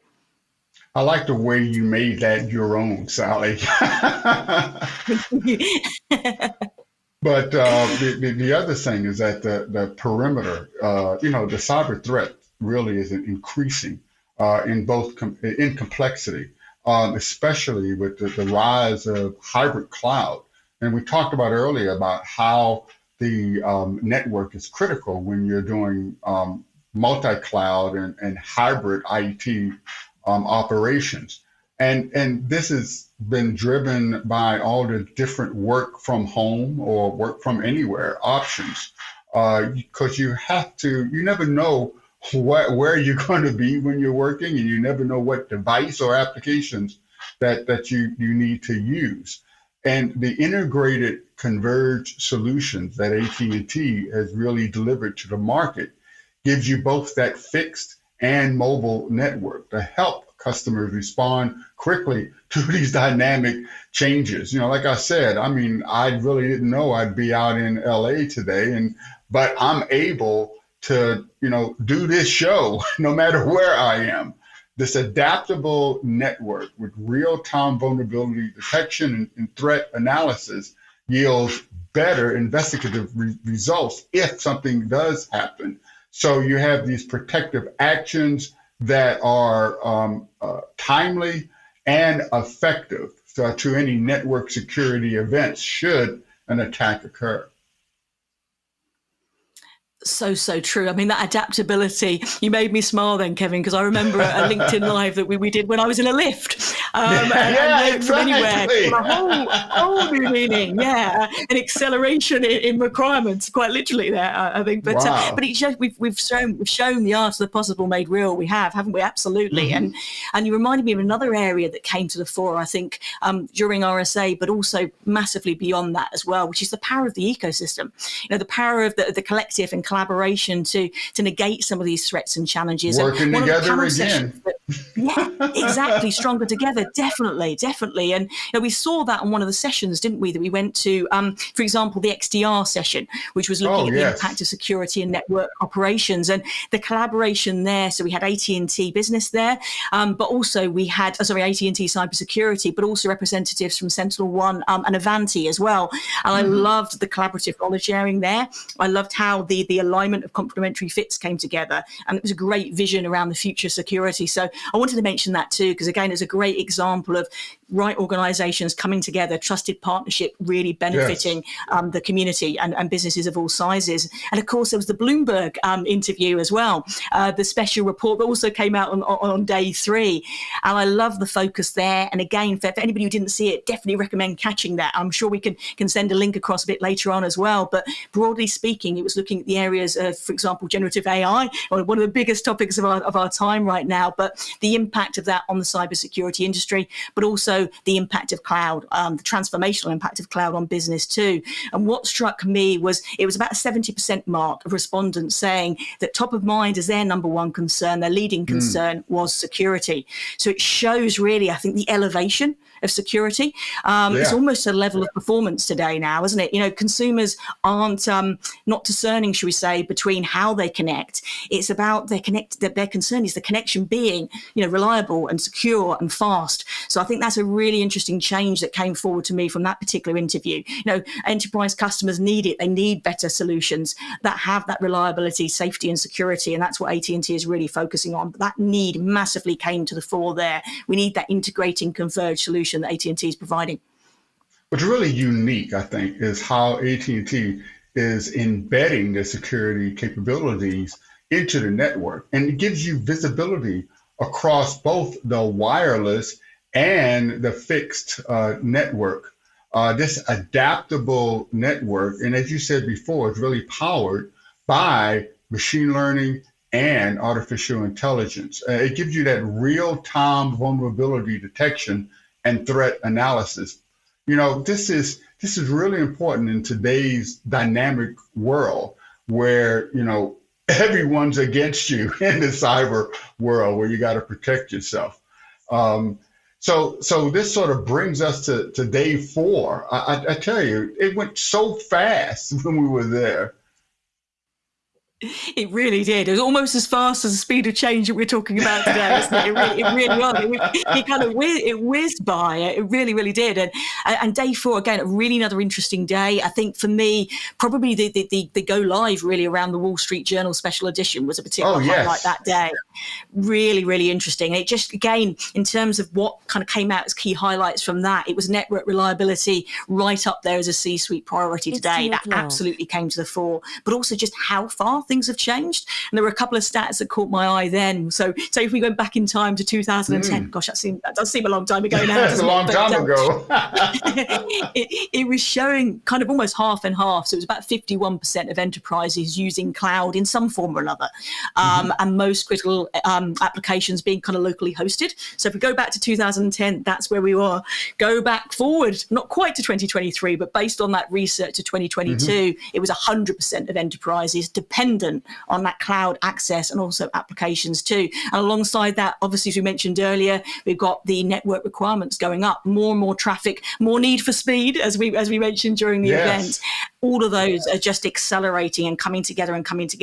And now so much more hosting being remote, obviously, as well. So we've got these millions of connections needed over thousands of miles to the cloud every single day. And obviously supporting that is an imperative. It needs that new standard networking we've been talking about today. And for me, and I know for you too, Kevin, it is this pairing, is this fiber and 5G coming together. It's complementary strengths working together. And it's giving you that more dependent business operations wherever you are, whether you're in a lift, whether you're in Las Vegas, whether you're in London, it's bringing us all closer. It's giving that holistic support end to end. And for me, it's also enabling kind of leveling up, I would describe it as really. So you've got bandwidth coming together with reduced latency and also that intelligent routing of traffic we spoke about earlier too. For me, that is kind of max performance at the maximum available speed, which is where we should be heading. And of course, making sure that's all integrated in a system that's delivering all of those different benefits, but has network security embedded from the very start. That's the holistic coming together for me. And kind of day 4 brought those themes in that converge point, I think. Yeah, you were on the trip to the past, right? It's kind of hard to imagine any business not leveraging the cloud today. But, because today, if you don't have cloud, you probably don't have business. And if you don't have a network, you don't have access to the cloud. So the thing that RSA taught me was the importance of ensuring that your business has a strong network partner capable of providing that secure and reliable network. This combination of fiber and 5G wireless that you can get to your information, get to your applications, get to your data, no matter where you are, no matter what device that you're using, and that you have the bandwidth to do the business that needs to be done. I really, wow, it's amazing how business has changed in just such a short time. Absolutely. I mean, can you imagine, back in 2010 and that example we gave then, the pandemic had happened then and where we were from a connectivity perspective, it'd be a completely different picture, wouldn't it? I mean, really, really so. Great examples there, Kevin. And I think as well, a recommendation to the audience to have a look at the AT&T business page for more resources then, because whether it's cloud or IT disaster recovery or that use of AI and machine learning we were talking about as well, all those different elements, there's so many resources there to dive into. So definitely recommend looking at that and just thinking aloud a little bit more as well about some of these themes coming together. I think it also shows as well that importance of trusted partnership for your business in a whole range of areas. So your network partner kind of needs to bring together, obviously, the security we've talked about today, but I'll do some more S's. So scalability. I have a thing with that, as our audience probably is aware. So security, absolutely up there. Support, and again, that trusted partnership, the experts who know business, I think really kind of embodies that. But also scalability, simplicity as well, because that's another challenge for so many organizations as well. And then I have to mention two that aren't an S, I think, and that would be Another S. I think we've seen a lot of examples of that today. I think it's so important, particularly as needs and expectations and behaviors continue to evolve. Whether you're a customer, an employee, a stakeholder partner, we're seeing all that change, and you need to have a network partner that kind of changes with you and helps you grow as you do, and can be react to all these different vectors of change. So really, really excited about that. And I think AT&T Business really generally encapsulates that very vision. Here's another S for you. A superb relationship with AT&T. I mean, they have 140-year heritage, of innovation, and it's set to continue. So I really appreciate you taking the time with me to discuss our 3-a-day in San Francisco, Sally. Unfortunately, our time is coming to an end, but I always like to give our guests an opportunity to reach out to the audience so that the audience can reach out to them. So how could somebody get in touch with you if they have more questions about the importance of security in the network? Oh, thank you, Kevin. Always a pleasure. We could always talk for twice as long, if not more, could we? Absolutely. Yes. And for everyone watching and listening at the moment, honestly, my door is open. I'd love to continue the conversations that Kevin and I have had today. And honestly, I'm available in most places. So LinkedIn would be a good place. Tomorrow's Tech Today, the podcast, website, and YouTube, and across all social media at Sally Eaves. I got to say, I love your podcast. Tomorrow's Tech Today. It gives you gives you the foresight to understand what you have to prepare for, what you and your C-suite colleagues should be discussing. So, but in closing, I'd like to invite everyone to check out the wide variety of industry thought leadership that we have here at Digital Transformers and SupplyChainNow.com. You can find Digital Transformers wherever you get your podcast. You can get Tomorrow's Tech Today there as well.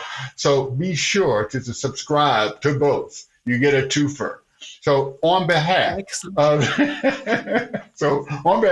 the entire team here at Supply Chain Now, this is Kevin L. Jackson wishing all of our listeners a bright and transformational future.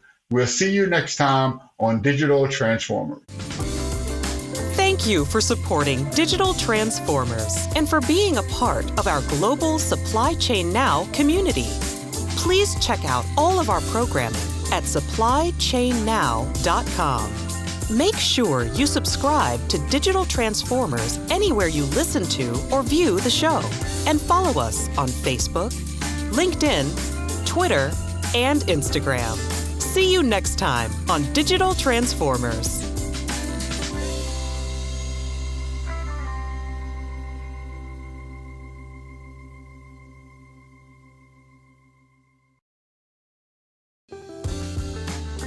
Welcome to Digital Transformers, the show that connects you with what you need to build, manage, and operate your digital supply chain. Join your host in a timely discussion on new and future business models with industry-leading executives. The show will reveal global customer expectations, real-world deployment challenges, and the value of advanced business technologies like artificial intelligence, blockchain, and robotic process engineering. And now, we bring you Digital Transformers. Hello, everyone. Kevin L. Jackson. I'm here in sunny Orlando, Florida at SAP Sapphire. I'm joined here by the IBM SAP Consumer Industry Leader. Yes. Thank you for joining us. I guess the day's been kind of busy here at Sapphire. Are you meeting all your customers and clients? Yeah, no, absolutely. First of all, thank you for having me and inviting IBM into this session. It's a pleasure to be here.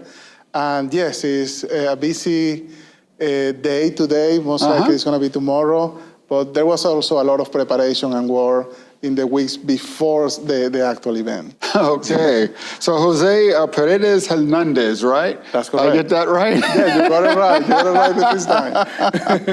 So tell me more about IBM Consulting, because, I mean, everybody knows IBM is a technology, and they've been doing consulting for quite a while.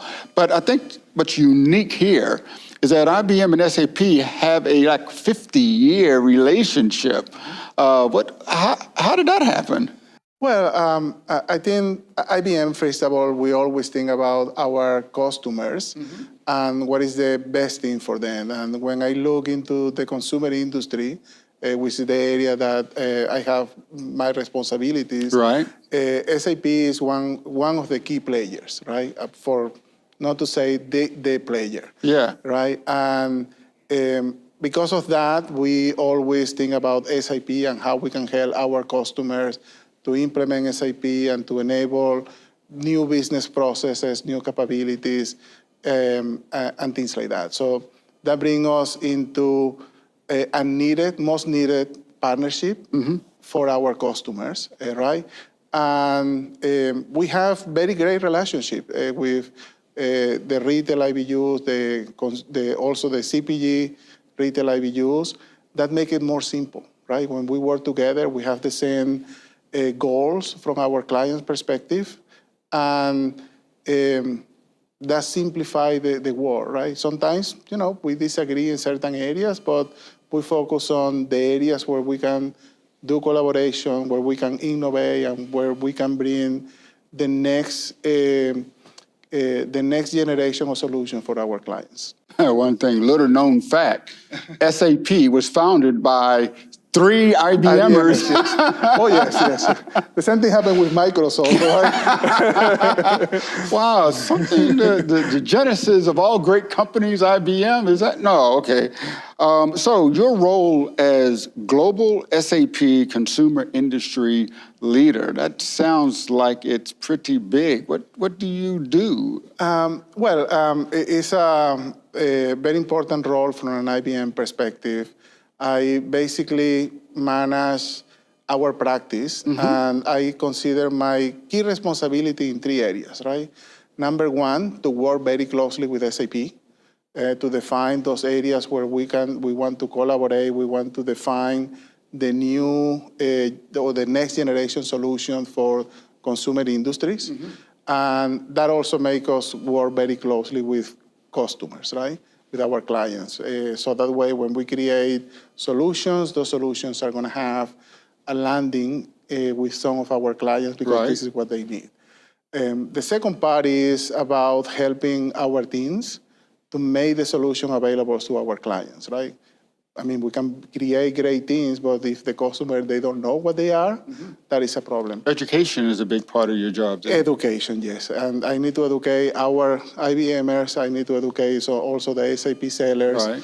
And then when the project actually starts, where we are deploying the implementations, I also like to be involved with the teams, so that way they can deploy the solutions the way that we intended to do, right? So that means that it is a global role, it's pretty demanding, but I'm a workaholic. You're a workaholic. Yes. So I have very early calls with the team in Europe, and then I finish at night with our team in Asia Pacific. Wow. So what prepared you for this? What background prepared you for such a broad remit? Oh, well, I was born and raised in Venezuela. Okay. And I started my career in 1995 in PwC. And after that, I moved to Puerto Rico back in 1999, 2003, IBM bought the consulting divisions. And after that, I have been always close to the consumer industry, also through the retail industry specifically. Right. And that brings me the need for share the knowledge that I have with a lot of people globally. And I like it. I love to be on top of what is happening in the organization, how we can help our clients to do what they need to do. And I do really care about them, right? And that's maybe what is bring me to have those very hard demanding timelines during the day. But from a rewarding point of view, I can see the organizations growing, meeting their goals, and also my colleagues growing and moving ahead in their careers. There's a lot of change that's going on in this industry. In fact, during the pandemic, everybody saw the empty shelves, especially in the consumer space. I mean, you couldn't buy under necessities in life, right?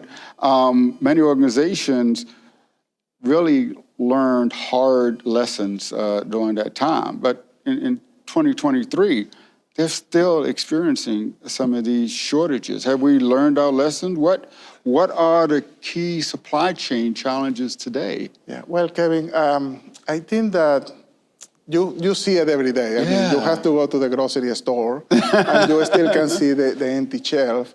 Maybe it's more difficult to see it in the fashion industry, but sometimes if you ask for that jacket in a different color, they may or may not have it, right? But you cannot notice the same empty shelf that you can see in the grocery store because of the layout. Right. But if I try to give you a very good example, right? If we look from a food perspective, food is being done through a global economy, number one, and it's a very complex supply chain process that is also global, right? And what happens is in this global economy, when you have any specific event that happens anywhere, it basically is affecting the entire supply chain, okay? So when we look into what potentially are those events happening, that they are impacting still the empty shelf. Well, number one, so as an example, when we look from the geopolitical situation, right? We still have the war in Ukraine that is impacting all the products that they typically were providing globally. If we look for wheat perspective, that is one of the key products that they are not able to put in the market with the agility that they have in the past. When we look the impact of fertilizers, right? Their prices have been increasing, and that have been making very difficult for a lot of people to actually buy and procure the fertilizers. And that then is impacting farmers because they are not able to continue to do the production that they were having before. Climate change. Doesn't this really argue against globalization? I mean, well, is a lot of people, leveraged offshore suppliers in order to, I guess, get more variety, be able to better support their customers, and now they're suffering because of this offshoring. Well, I think that to be fair, we need to look back maybe 20, 30 years ago, and we didn't have the same availability of products that we can find today in every grocery store. So I will say that globalization has been a good benefit for everybody globally. Right. The problem is we were not expecting this kind of disruption that we are facing today, and that is forcing us to rethink how we can have a hybrid model where we still embrace globalization, but we also have the capacity to secure some of the production in a more regional way or a local way, so that way if something happened in China or in Brazil or Chile, we are not as heavily impacted as what is happening today. So I think that we need to have a little bit of balance on this globalization process that has been beneficial anyway. This is putting a lot of pressure on the supply chain officer, right? Absolutely. How are they dealing with this in today's world? I mean, you as a consultant, you're talking to them every day. What's your counsel? Well, I think that supply chain executives, they have been taking into account a way of trying to identify problems and minimize risks before they happen, right? And the only way to be able to achieve those capabilities is to the use of AI, automation, intelligent workflows. And to be quite honest, the top successful chief supply chain officers are the ones that they're already digitalizing their operations, so they are able to get more data insights from the supply chain and empower people across the supply chain to take decisions more faster and easily, right? Well, but the customers, they are expecting more and more next day, same day, next hour, with respect to supply. You know, right now everybody expects the drone to drop everything right on their porch, you know, within 10 minutes of their ordering. Are the supply chain officers dealing with these expectations, heightened expectations? Yeah, and the funny part is maybe 3 or 4 years ago, everybody was, oh, wow, we were able to get something on Sunday, right? But yes, I think that from a customer and consumer perspective, you know, expectations are high, and the competition out there is doing whatever is possible for them to do it. Right. And one of the areas where companies need to be able to make this happen is they need to start working more collaborative, right? And they need to look at the process from an end-to-end perspective. There is not anymore the front office capabilities versus the back office capabilities, because if we are promising, hey, I'm gonna be able to deliver this product in the next hour, there are a lot of things that needs to happen from the back end perspectives to be in place, right? The warehouse needs to be able to work, transportation or the last mile delivery need to be in line to pick up the products, deliver them to the end consumer. And also we need to have availability at the distribution center, right? So companies are starting to rethink the entire process, all the way from the design of the products, the manufacture, getting the supply chain in line to get the products into the DC, and then also from the DC to the end consumer. And sadly, there is a lot of companies that they're still working in silos. And that's what we are trying to solve with the next generation of implementation, where we are implementing S/4HANA and the new SAP capabilities. Well, you mentioned data. You talked about artificial intelligence. You also said people and silos.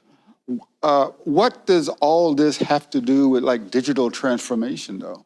Oh, well, all of those components are part of the digital transformation, right? Because at the end, people is the one that is going to be able to, it's going to need to execute, right?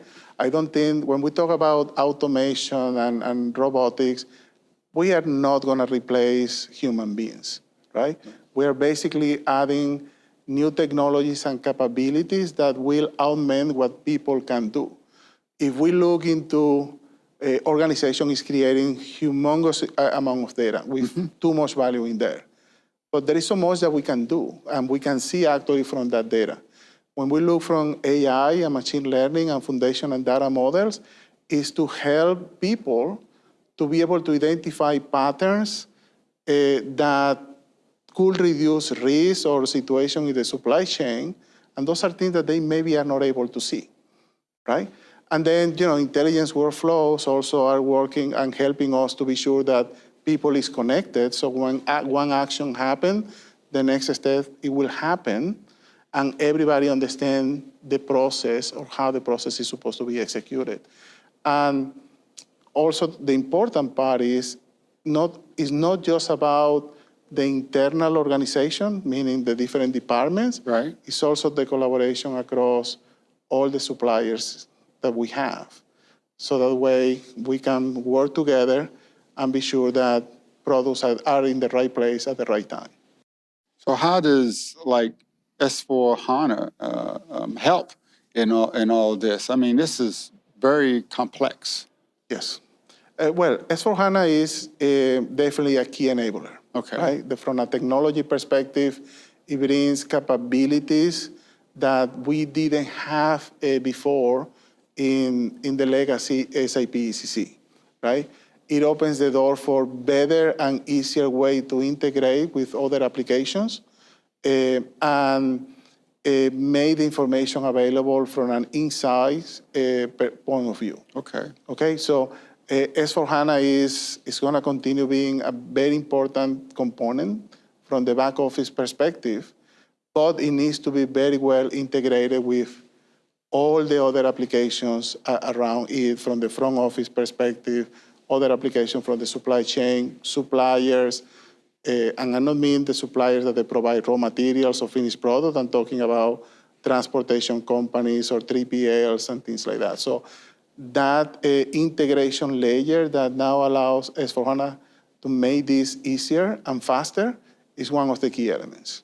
So it sounds like you're talking about the entire ecosystem around a company and its operations. But this is not something that you can do overnight. What does this journey look like?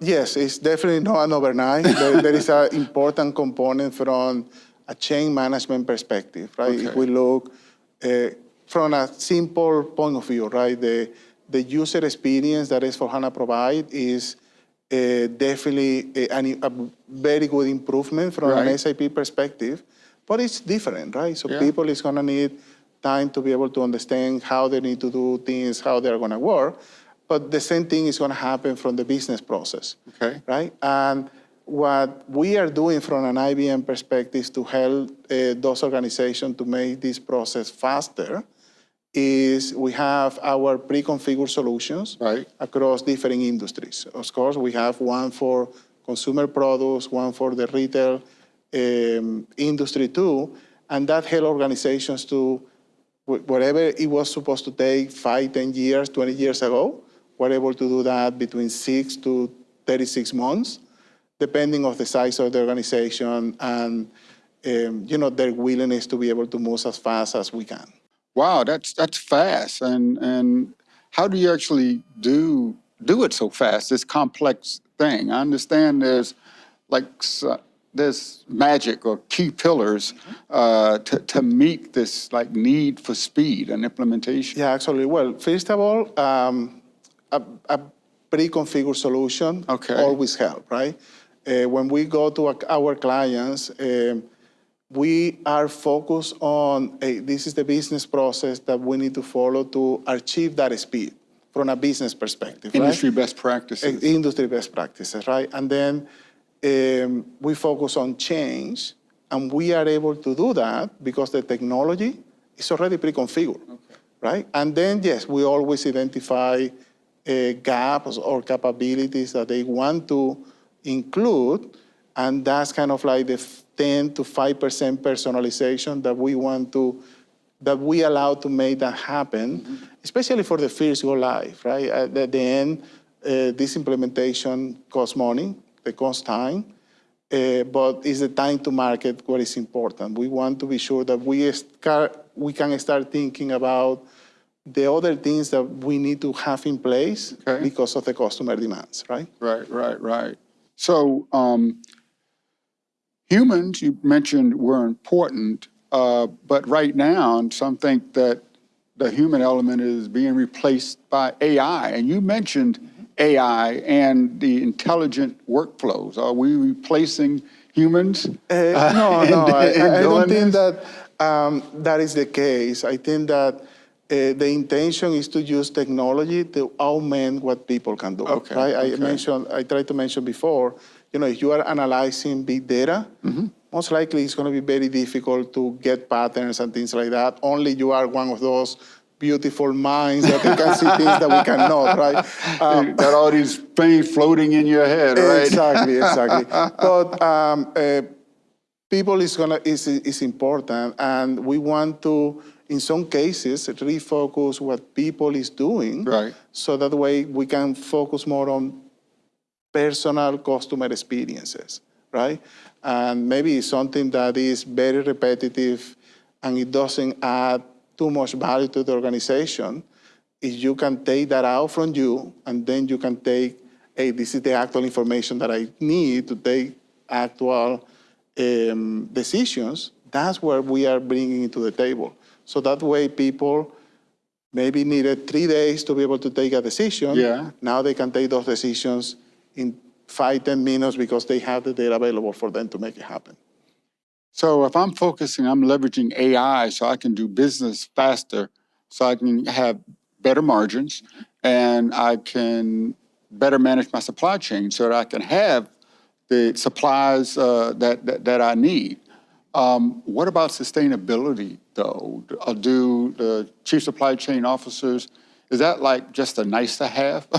Well, I will say definitely no. Okay. Right? I think that from an end consumer perspective, right? If we think from that point of view, they still want the right prices, they still want the right quality, Yeah. they want the products faster, but now they're also thinking on values, right? What is important for them. A lot of customers are still focusing on health, Right.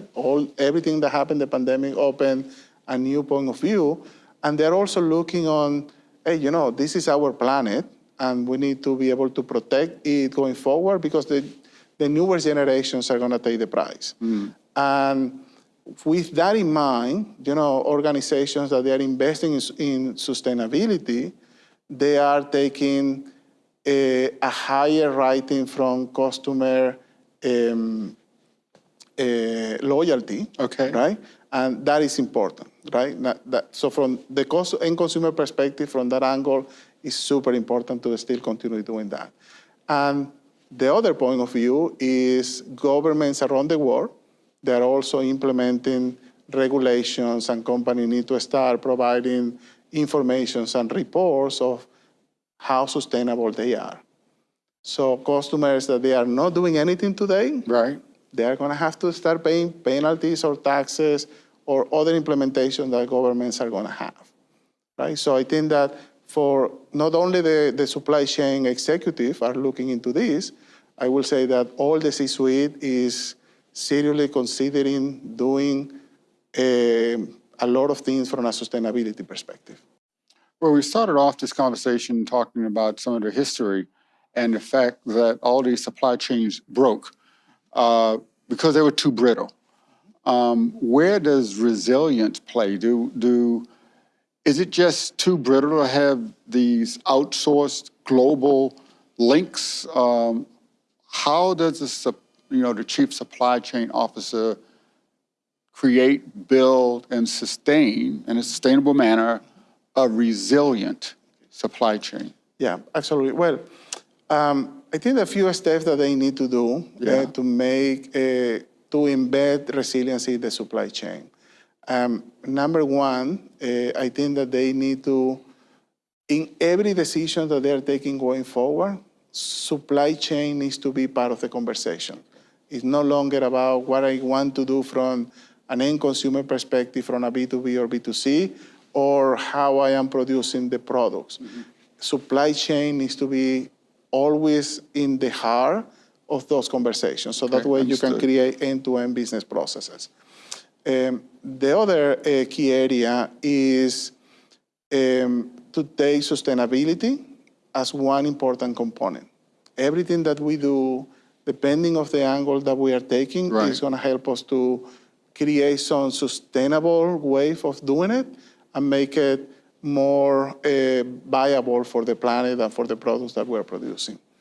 The other area that is really important is the extended collaboration and trust across all the different players in the supply chain, internally and externally.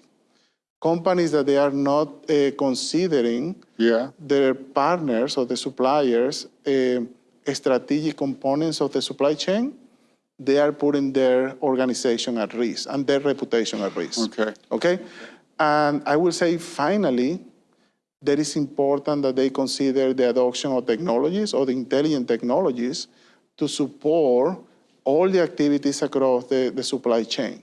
As I mentioned before, AI is a very important component to provide data insights and make agile decisions to reduce risk and identify situations that could happen, right?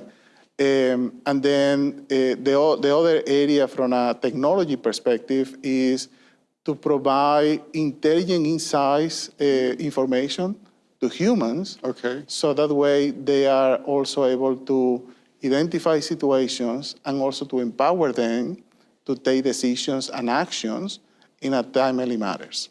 Wow, fascinating. You're really giving us some great insight into the consumer industry and how intelligent workflows can really support digital transformation. I know you have a very busy schedule this week, and I really appreciate you coming and spending some time. How could people reach out to learn more about how IBM and SAP really work together to support the digital transformation of their customers? Yeah, well, absolutely. For the next 2 days, I'm going to be in the IBM booth, so they can find me over there. If people is watching this conversation in the next 2 days.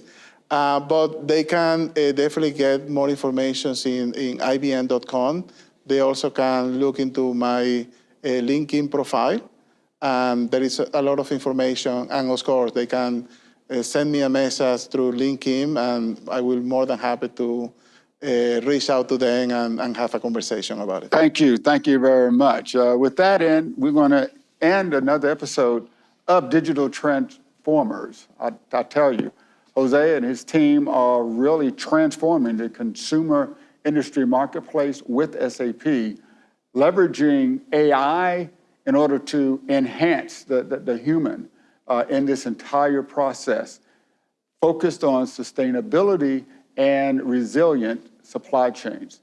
So thank you very much, and we'll see you next time on Supply Chain Now and Digital Transformers.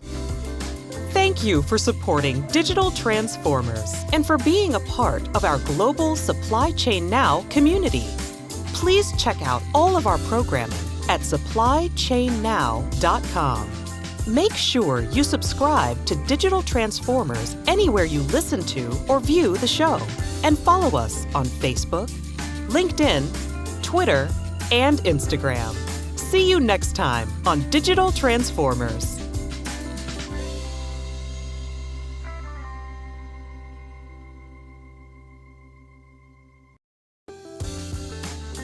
Welcome to Digital Transformers, the show that connects you with what you need to build, manage, and operate your digital supply chain. Join your host in a timely discussion on new and future business models with industry-leading executives. The show will reveal global customer expectations, real-world deployment challenges, and the value of advanced business technologies like artificial intelligence, blockchain, and robotic process engineering. And now, we bring you Digital Transformers. Hello, everyone. It's Kevin L. Jackson of Digital Transformers. We're here on the road at Orlando at SAP Sapphire to have the opportunity to meet some of their leading customers who have been leveraging S/4HANA in order to implement digital transformation in their companies. Clemencia, how are you doing today? I'm doing great, thank you. Oh, thanks for joining me here. Can you tell me a little bit about you? I've been with 9 a year exactly to the day, and it's been a wonderful journey with them and developing the entire finance function for them. Wow, what prepared you for this? Where did you, you must have had a pretty successful career to get to where you are. Thank you. I've had a lot of great opportunities. My career started in the typical accounting and finance space and moved into energy by accident, I say, and I'm purposefully staying in it now. So I had the pleasure of working with Brookfield most recently and was part of their digital transformation initiatives and worked with a lot of world-class collaborators and saw what it takes to create a greenfield space of technology and why it's important to not just the digital footprint, but for the operations of the organization. How does this really been affected by the transition and move towards green energy with respect to your customers, the goals of the organization, and how you manage the finances? Yeah, we're a purpose-driven industry, so we're lucky in that sense, but we are very complex. And even at a young stage like my organization, we're only a couple of years old, but we're small and complicated very quickly. And what we need is to really start to build a foundation for growing that organization and having tools that help us with agility and scalability that will prepare us to go from a team of 10 to a team of 50, and how to use people in a smart way, where they can add value and really leverage the automation capabilities that exist with products like S/4HANA. So your business model must be to be really intimate with your customers and clients. How, and you leverage S/4HANA from SAP for that. How does it help you in that area? I think being able to have really reliable data that we can call upon and have comfort and confidence when we speak with customers and give them visibility and transparency into what we're doing for them, how we're doing it. And finance is my area of expertise. So knowing that I am 100% sure in the reliability of what we're giving them and what they're ultimately looking for us is really helpful in developing that relationship with them, especially in early stages when we're just meeting them for the first time. Well, you said you have a very, complex, and it sounds really complex of what you're doing, but you must have a lot of partners that you work with. How does this sort of fold into your digital transformation plan? We are lucky that we have so much support right now in the government space and in the policy space. There's also still a lot of questions. And so having the ability to use something that's very agile when we have guidance from the government at X, but tomorrow can be Y, or maybe it's Y.1.2. Yeah, the government doesn't really tend to not change. They change things often, don't they? They do. And so I feel really good that we're building a foundation in the finance area that we can pivot if we need to, but we're still using best-in-class standard solutions out of the box that aren't going to require a high level of customization later to meet our needs. And so for me, that's important because I know that I can take my team and we can be self-reliant in a way, having those partners that help us get there and that help us continue to move, but that we're not stuck with a product that won't be able to move with us. You mentioned government. The first thing that popped in my mind is compliance. Because if you're working with anything that has to do with the government, the very first thing they're going to ask is, how are you compliant with X, Y, Z? I could imagine in the financial space that could be nerve-wracking. Absolutely. I think for me, that's one of the reasons that complexity stands out in my space, because it's complexity in compliance, it's complexity in transactions, it's complexity in execution. So when you are dealing with that many variables, it's so important to be able to have a reliable framework and backbone of the organization to be able to drive the business that you're trying to do for the purpose that you're trying to do it, to get the customer's needs met that you're ultimately trying to do at the end of the day. So this must actually mean a lot with respect to your relationship with SAP and how you leverage S/4HANA.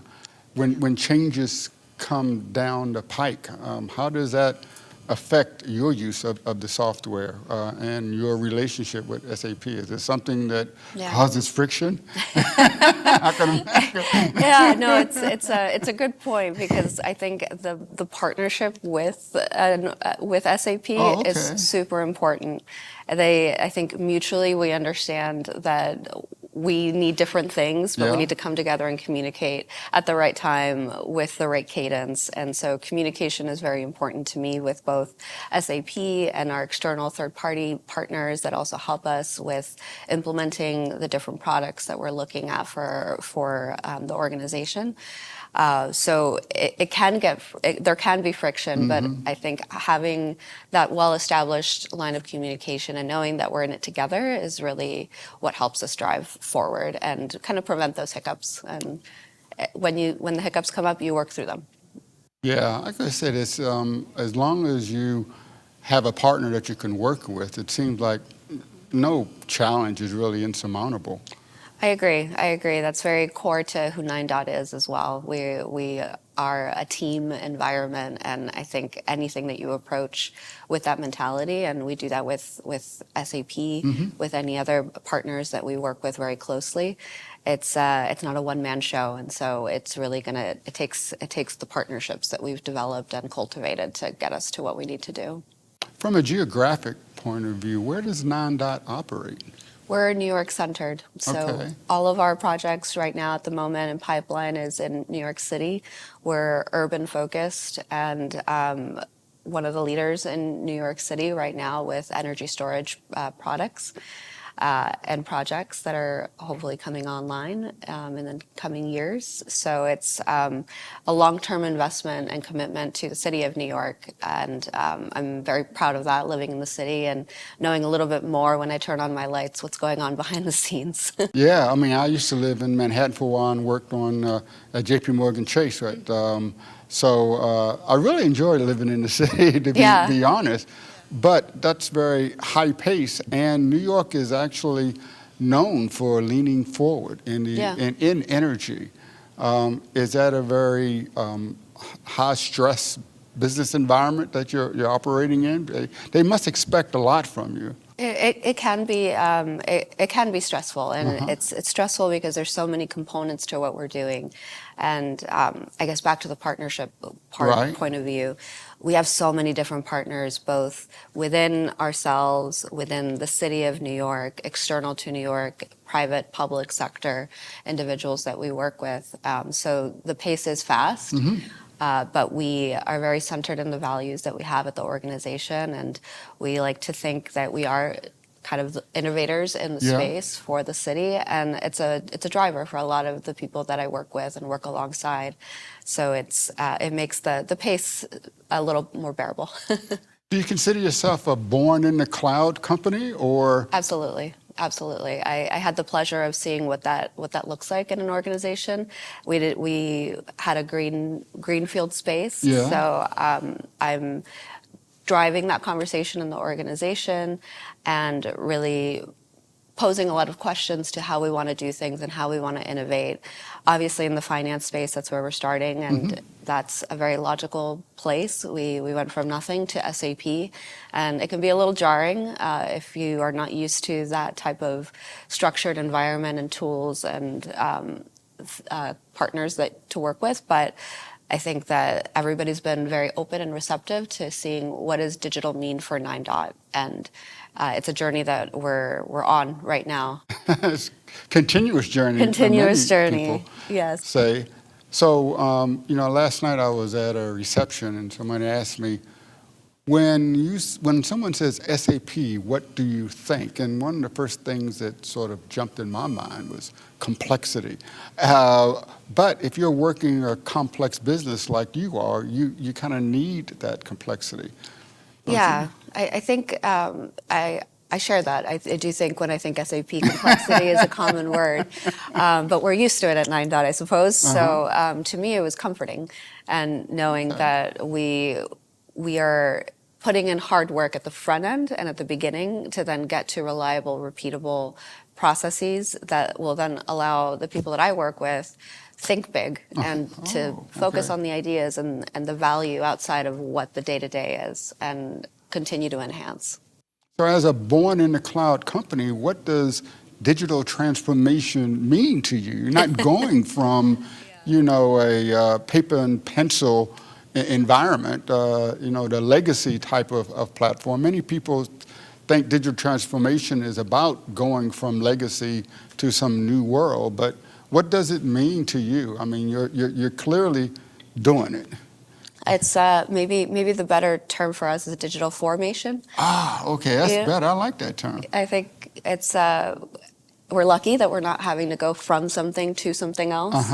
It's also hard to do that because now you're also combining something that's very tangible and execution focused with the ideas. And it's a marriage of those two things, of being able to have the vision of what you want to build in the organization and knowing that you have a lot of freedom, but having the framework in place that you're going to be able to use to create something from nothing and really leverage it to scale and to be agile as you're trying to build a company as well. So does the structure that SAP sort of overlays your ideas and your vision, do you feel that, restricting in any way or restrictive, or is it sort of like a framework, a template that helps you do things better and faster? I like the idea of a framework as a way to describe it because that's really what it offers us. And with so much ambiguity, when there's nothing, having something to lay down and work around is useful and helpful to not only the people in the finance function, but to the whole team at 9 who is really, we're relying on each other to be experts in our space. And so having SAP help us be good at what we are doing gives us a bit of a relief in the day-to-day. So they truly are a partner to you. They are. Okay. So what would be your recommendation for another company, maybe in the energy field or in another industry vertical, that are trying to maybe transform from a legacy platform in order to become all digital? What would be your suggestion to them? I would say to really start with understanding what your purpose is for your organization. Okay. What are you trying to accomplish? A goal. What's your goal exactly? Who do you want to be when you grow up, and who can help you get there?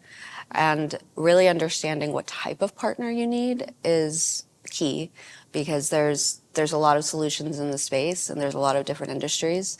For the energy industry specifically, because we're so complex, having a solid framework that is very out of the box focused while still allowing you the flexibility to use when you're young in your lifetime of the org is important, because it brings you a sense of where you can get to and a path that you can follow at different stages.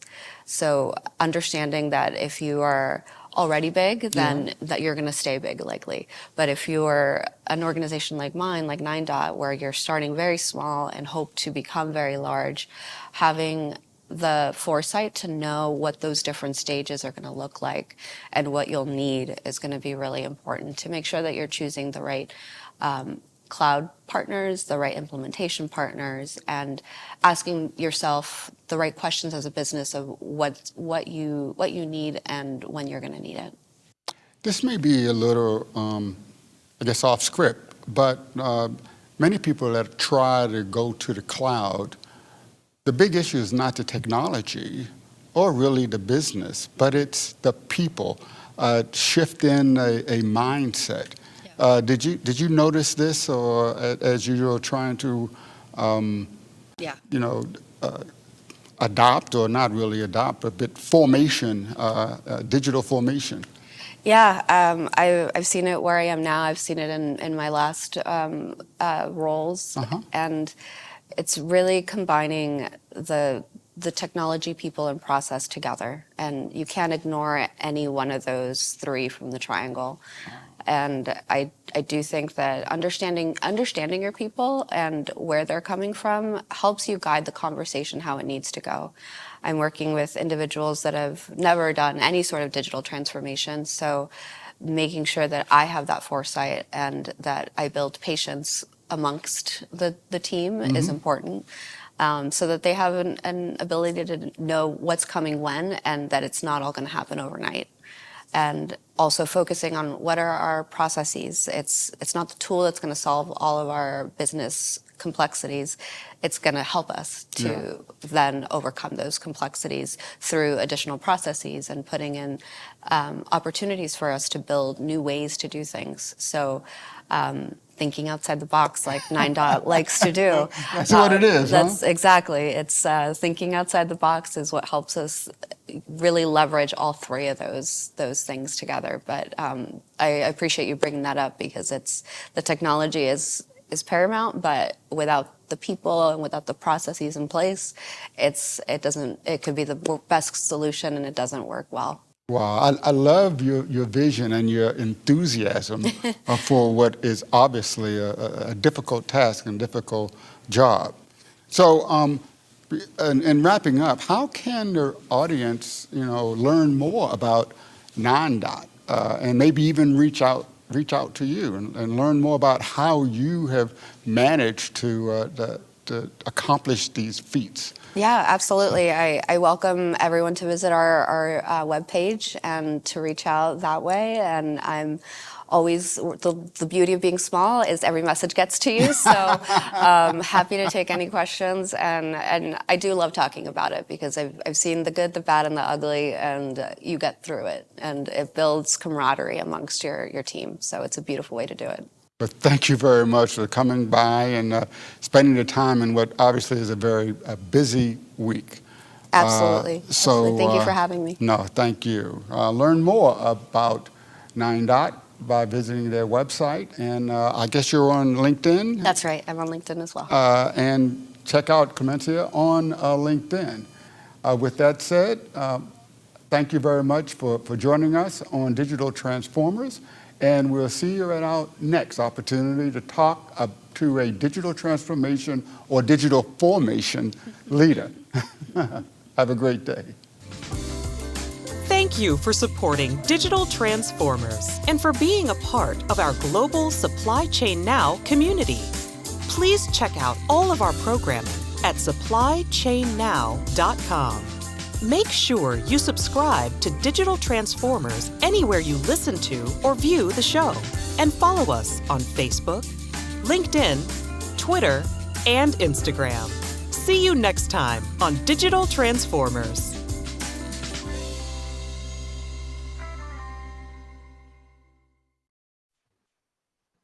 This meeting is being recorded. Yeah, so this meeting is being recorded. So thank you all for joining.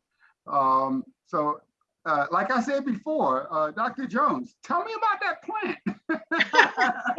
How many plants have you killed in your lifetime now? So in my younger years, before I was nurtured in agriculture, man, I would have never had some live leaves like this. So to have this towering over me, I feel as accomplished. I mean, that's got nothing on that dissertation it took me to write, giving birth 3 times. Nothing. This is about this right now. I feel like I've reached the mountaintop. I don't think there's anything more I can do in life at this point. I kept the plant alive. And Josh, you're out on the West Coast today, right? That's right. That's Manhattan Beach in the back there. And but that's not behind Eric. Eric, that's your favorite pattern. What tell me about that pattern? So this is my fireplace. And I like to do calls here because it gives a little bit of depth perception. Okay. So it doesn't look flat. That's why. Yeah. All right. So we're looks like we're about ready to go. So I'm going to go ahead and introduce the show, and let's make this happen. Let's do it. Ready. 3, 2, 1. Hello, everyone. This is Kevin L. Jackson, and welcome to Digital Transformers. This show is designed to educate and inform you, our audience, on the immediate value of digitalization. We do that by highlighting companies and executives that are leading global industries into the digital future. Today, we're talking about the industry known as government. And it's very special because we're highlighting how the US federal government, specifically the US Census Bureau, is transforming itself to prepare for the 2030 census. You think that's way, way off in the future, but it's important to prepare for such a major event. So with me today is Dr. Camille Jones, the Assistant Division Chief of the Administrative and Customer Service. Forward Edge AI CEO Eric Adolphe, the lead contractor for the project, and Ripple's CEO Josh Pendrick, a major contributor to the UCID technology effort. Welcome, y'all. Welcome. Thank you for having me. No, so Dr. Jones, could you please introduce yourself, the Bureau, and the Emma project that you are skillfully leading? I don't know about skillfully leading, but I show up when asked to. I'm Dr. Camille Adams Jones, and I have the pleasure of being the Assistant Division Chief over Dynamic Avenue of Government, where we are leading dynamic doers in innovation, transformation, as well as execution. The Emma project is our electronic mobile medical application, and it came about from an unfortunate incident I had. I got hit by a car. Wow. I was trying to be a good wife, and I was out on the roads in Washington, D.C. As a New Yorker, I know better to be out on the roads in Washington, D.C. when snow first hits the ground.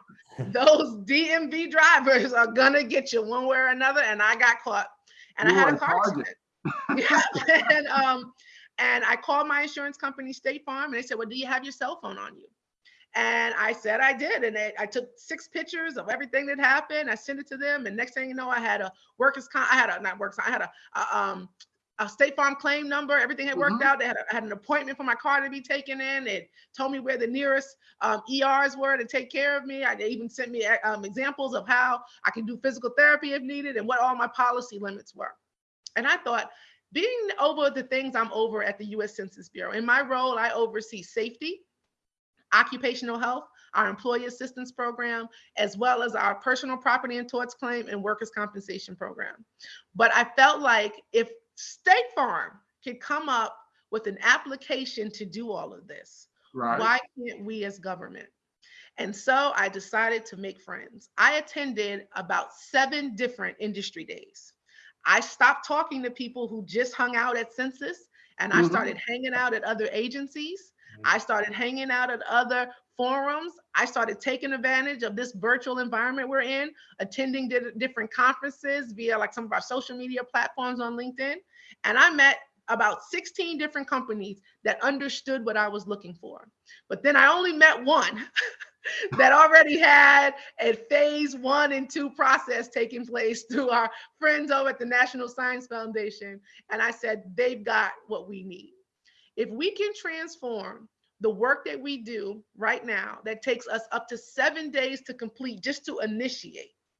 And if we can do that in under 3 minutes, let's go. Let's do it, government. We speak about being transformative leaders. We speak about being innovators. Let's go. Let's put our money where our mouth is, and let's see if we can do it.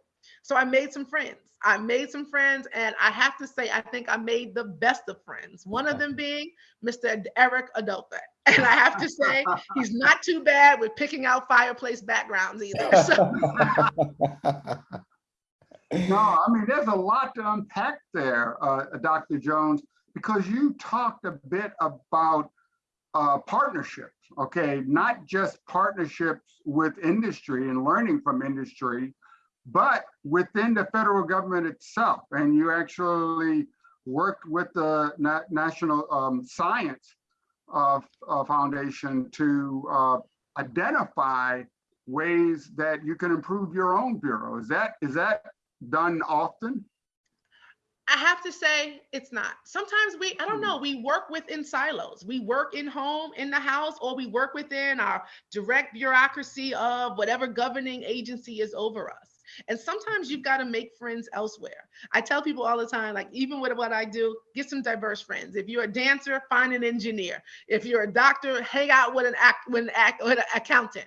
Find somebody whose thought processes are different than yours. And I have to say, I would not have been able to accomplish what we were able to accomplish if it hadn't have been for my friends from other agencies. When I say friends, just colleagues, people I didn't know, but I just connected with because they were at the same industry days. They were wearing a government badge. They had a gov.gov email address. And so it was like safe for them to talk to. And there was some good people over at the Small Business Administration that introduced me not just to how I could get this done, how we could partner with other agencies, but they let us know what vehicles were out there to get it done. The acquisitions process in government is one that can hinder a lot of us. And if you find ways to just make connections, partner with individuals who know how to, there's so many people in government that have astonishing talent, but they all save it in-house. We're all gatekeeping just for our own. And if we can say, yeah, you can come over. Yeah, you want to know what we do? Here, take a look at what we've got going on. Show off a little bit. Tell people what you're doing. You never know how it can help a colleague across agencies. We've got to learn to drill down these silos and make some partnerships and grab some friends, because as good stewards of the fiscal federal dollar, it's so important when we think about innovative change coming forward. We're no longer going to be able to have those systems that are really just Excel spreadsheets or those paper-based systems where two people have keys to the file cabinet. Like, we're living in a digital era. So why not get on board? Why not be brave and get out there and figure out how we can do better? How can we be more efficient in what we do? How can we be better to our end users? How can we truly take advantage of this internal and external customer experience we want to elevate? And I said, I'm ready. Let's go. Let's go. Oh, wow. That is awesome. I really like your broad vision. So Eric, please don't fall off that pedestal that Dr. Jones just put you on. So Kevin, yes. So Kevin, I will never ever follow Dr. Jones in a podcast ever again. It's like, who was it? It's like Michael Jackson said, you know, get the mic and keep the mic and never give it away. She summed it all up. I mean, it was brilliant. You know, there's not much more for me to add to that. I want to say, you know, you could see the passion there. And, you know, the thing about Forward Edge, you know, we focus on three things. We focus on national security, public safety, and addressing, you know, complex social problems like bias and those kinds of things, right? So we tend to want to take on these projects that are, you know, that have those themes, but also the sponsors, the partners in government are passionate. And you can see the passion coming from Dr. Jones, and I just love it. I mean, that's just, you know, just absolutely great. And you could tell, so Dr. Jones, the audience may not know this, was the winner of the Fed 100 Award, which is a prestigious award that's given to government executives who are involved in transforming the way government does business. And so we're in the presence. We're the presence of royalty here. Thank you. As a middle child, I so appreciate that.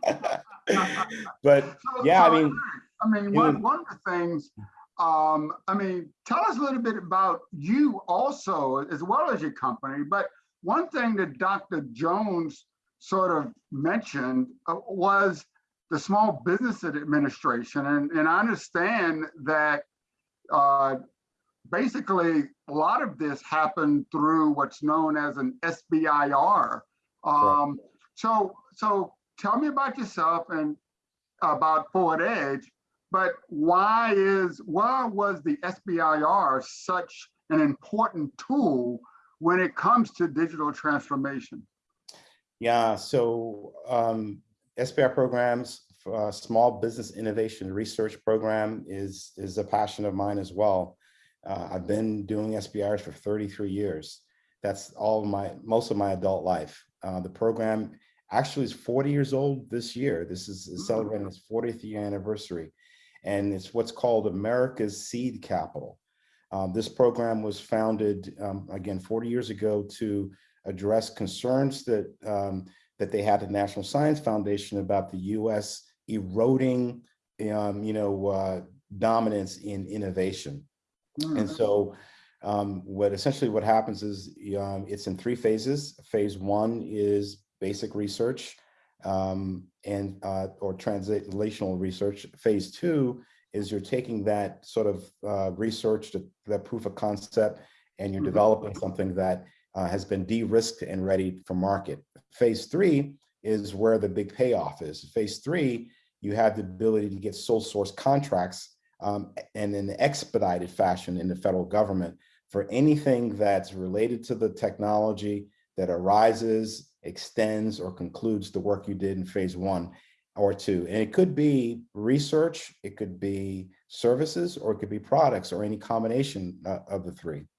So Forward Edge participates in the program. We have SBIRs with the National Science Foundation, with Census now, and also with the US Air Force. We've got others that are sort of in the pipeline. But this program, most people will not know this. This will be a surprise to your audience, but companies like Qualcomm, Genentech, 23andMe, LASIK, iRobot, these are American brands, powerful brands that came through the program, got their start from this program. And so it's not a government program. So we were thinking it is a government program, but it's not a government program. It's a seed program to create the next generation of entrepreneurs. Now, one problem with the program is that less than 0.6, that's not even 1%, 0.6% of SBIR dollars have gone through African-American entrepreneurs.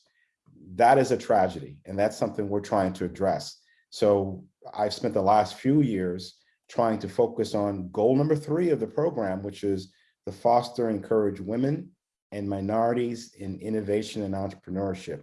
The program in 40 years has never achieved that goal, right? So we got to do better. But as you can see from the list of companies I mentioned, this program is central to our economy. You have a number of companies, Google's another one, you have a number of companies that would not be here today had it not been for the program. So when you ask me a little about our company, you know, we're committed to making sure that the Bureau of Census is successful with the Emma project, which is a phase 3 SBIR. We've got a lot, you know, riding on this. You know, we want to showcase this as a success for the Bureau of Census, a success for Dr. Jones and her team, and a success for the taxpayers, right? So just a couple more points about Forward Edge beyond what we're doing with Emma. We're also doing work with the National Security Agency. We're doing some research with the NSA, developing a very low cost, we're talking under a couple $100, very low cost quantum encryption, a quantum resistant encryption device that'll secure edge devices like IoT, SCADA, you name it, laptops, phones, et cetera, and keep it from, you know, from quantum level cyber attacks. So we're doing some pretty cutting edge things, but again, the point is 3 things. We're focusing on public safety, national security, and addressing, you know, these complex social challenges that our country faces. Wow, well, thank you very much. But I would be remiss if I didn't tell the audience that you are a Federal 100 Award winner yourself. Congratulations. Yeah, I think they were just giving away when I got it. when Dr. Jones got it, that broke the mold. I think they're not giving them anymore. No, but yes. Thank you. Yes. Thank you for that. But one point that I want to add, but thank you for that. I am a Federal 100 Award winner, but I got to tell you, that was a highlight in the career. You got these milestones in the career, but I do want to mention a couple of things. I'm the National Capital Business Ethics Award winner and the 4th runner-up for the American Business Ethics Award. Those are, I think, I cherish those. Also the, thank you, also the first Black SBIR Tibbetts Award winner, which is, you know, so those are sort of the crowning achievements. And then last one, and it's where I won't say anymore, I won the Service to the Citizens Award. So all of those is sort of like my body of work, right? Service to the citizens, you know, addressing these social issues, innovation, that's what I'm all about. No, well, thank you very much. You know, they always say thank you for your service to the military and to first responders. But it's also important to note that the nation has to thank commercial business for their service to the nation. So thank you for all of that. So Josh, Emma apparently uses a lot of different leading edge technologies, including robotic process engineering and natural language processing. But your team is focused on this embedded service called the Universal Communications Identifier, or UCID. As you introduce yourself and your company, Ripples, could you tell us what the UCID is? Yeah, thank you, Kevin, and glad to be back on the show. But before I get into that, I gotta keep both Eric and Dr. Jones on their pedestals. So Eric, no, as he described, I mean, one of the things that's super impressive, and at least I've been impressed with Eric and his team, is they truly are ninjas at the SBIR game and just doing business, with the public sector. I've learned a ton from them. It's a great team, and I'm really excited to be partnering with him and his team. And Dr. Jones, I want to congratulate you, because you truly being an innovator within the Bureau, because you did a few things when you told us that story about the accident. I mean, number one, you were curious and asked questions like, why couldn't this be different, right? Which it always starts with that, right? Some people don't even get that far. They don't question status quo. Then you took action, which is, again, even the people that question, don't take action. And then lastly, you went and got out of your circle kind of influence and information to make, as you put, new friends, which is how, innovation happens. It's up leveling the level of thinking. So I'm really encouraged, and just want to congratulate you for that, that's something that's, needed in areas where there is so much bureaucracy, right, and silos, you put. So just wanted to continue to build you guys up on your pedestals there. But so getting back to Ripples and your question, Kevin, I'm Josh Pendrick, CEO of Ripples.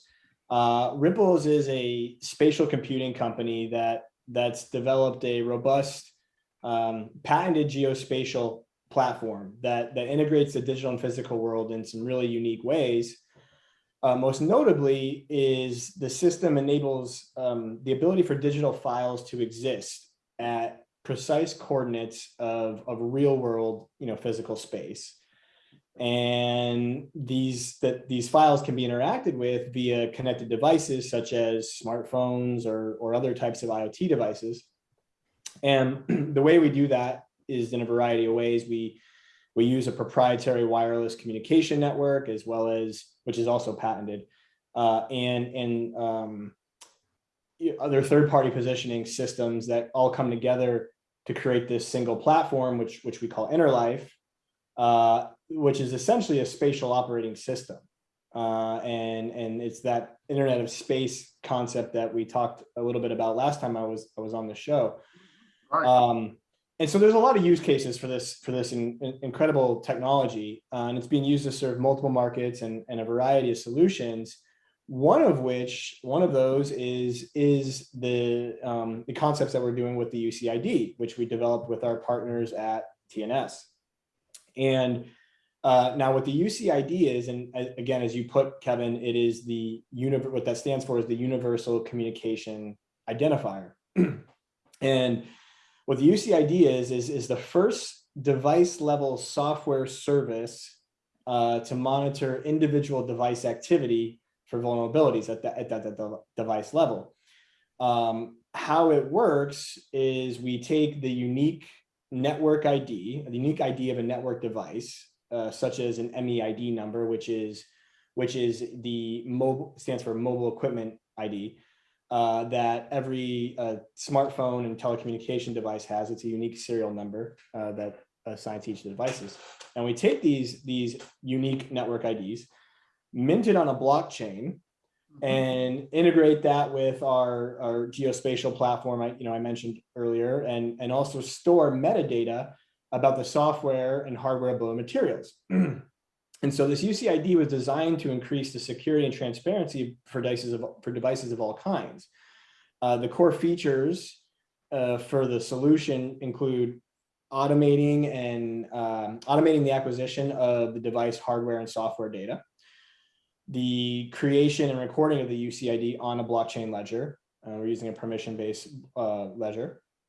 The regulatory intelligence and monitoring capabilities that it offers for regulatory bodies, validation of device transactions, and then also the ability to do automation of processes based on metadata and triggers.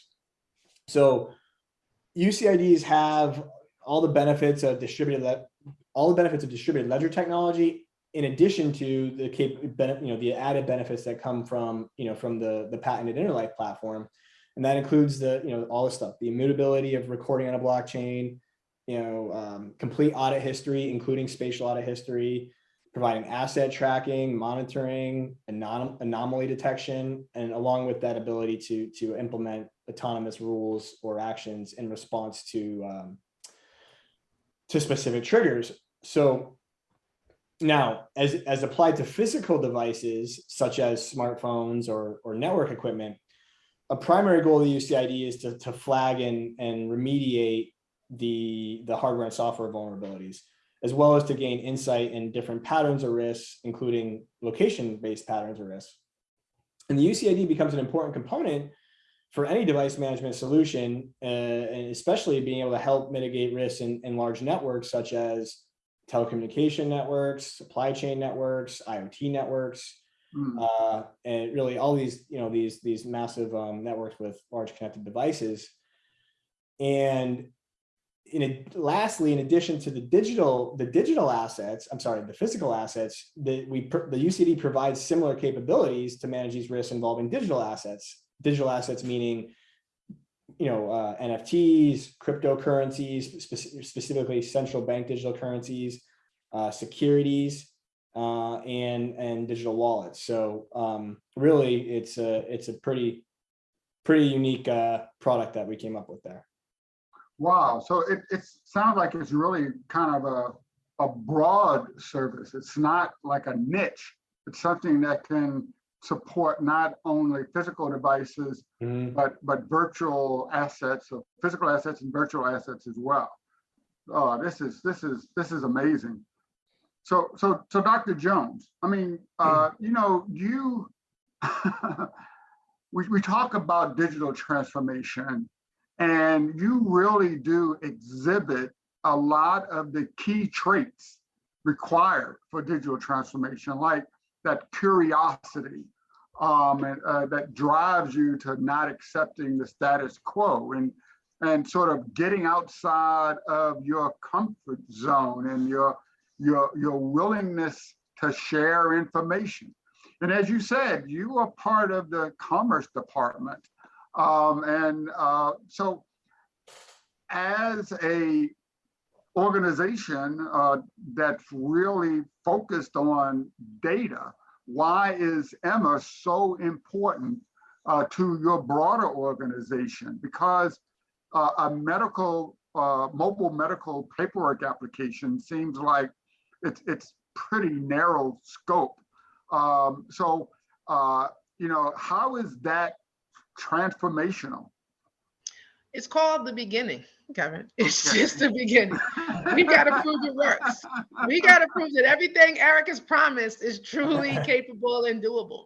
And then it's just the beginning. It's showing that we can bring AI technology, blockchain understanding into the folds of federal government exercises and efforts. And we can show if it can do this for my little small pocket of the world at the US Census Bureau, then what can it do for the Department of Energy? What can it do for our friends over at Justice tracking inmates? What can it do for our folks over at Department of Navy working on transformative federal finance systems to make sure the warfighter never has to worry about whether or not their check is going to end up in their checking account on the day of payroll. There is so many things to come with AI, and I'm considering us just the beginning. And I'm hoping that all of my peers across government are looking and watching the same way I'm looking and watching them. And they're trying to figure out, how can this work for us?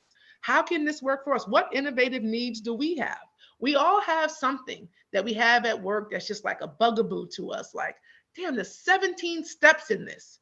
Is there any way to retire some of these legacy systems that were built basically prior to us being born or prior to Eric starting his 33-year journey in SBIR? Is there any way to retire some of these systems and really embrace what industry is doing right now, what may be going on in different industry structures, what's going on in infrastructure, what's going on in agriculture, what's going on even across the pond in international waters? What innovative things are coming up that our talent can latch onto?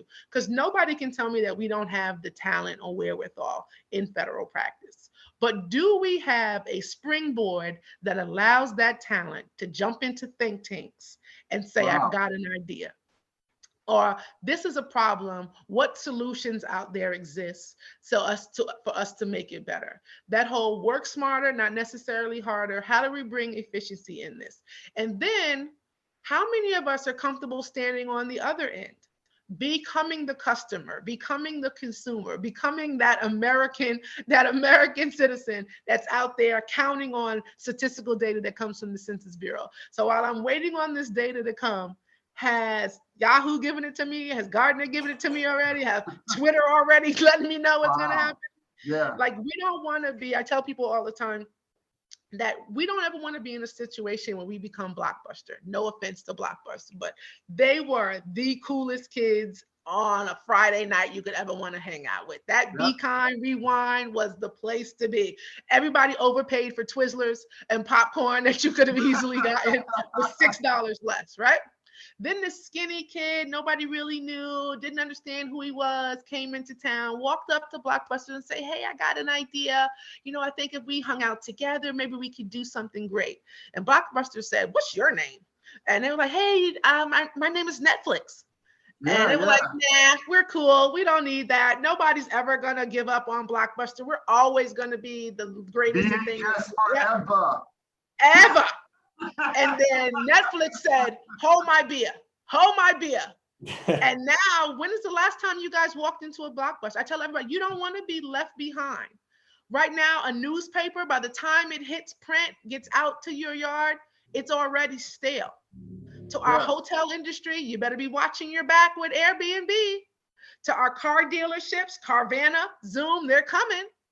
Government, what makes you think that won't happen to us? Yes, this structure will always be there, but if we really want to be where people find the data that they need, be that trusted agent of stewards of information technology, we've got some work to do. We've got some work to do. And everybody thinks it comes from the top of administration, but it actually comes from those of us in seats with boots on the ground, in seats of influence that can make things happen. They're counting on us to bring innovation and ideas. And instead, we're recycling the old. But we can do better. We can spit shine what we've got, of course. Nobody's saying let's throw away our archives of historical data, because we've got some great stuff that we've done. But how do we elevate it? How do we elevate it? How do we challenge ourselves to be true champions of tomorrow? What are they going to say about us today in the history books tomorrow?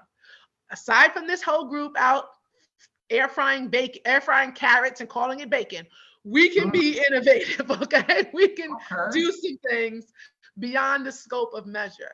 And I'm a firm believer that that exists and lives in federal practice. Wow.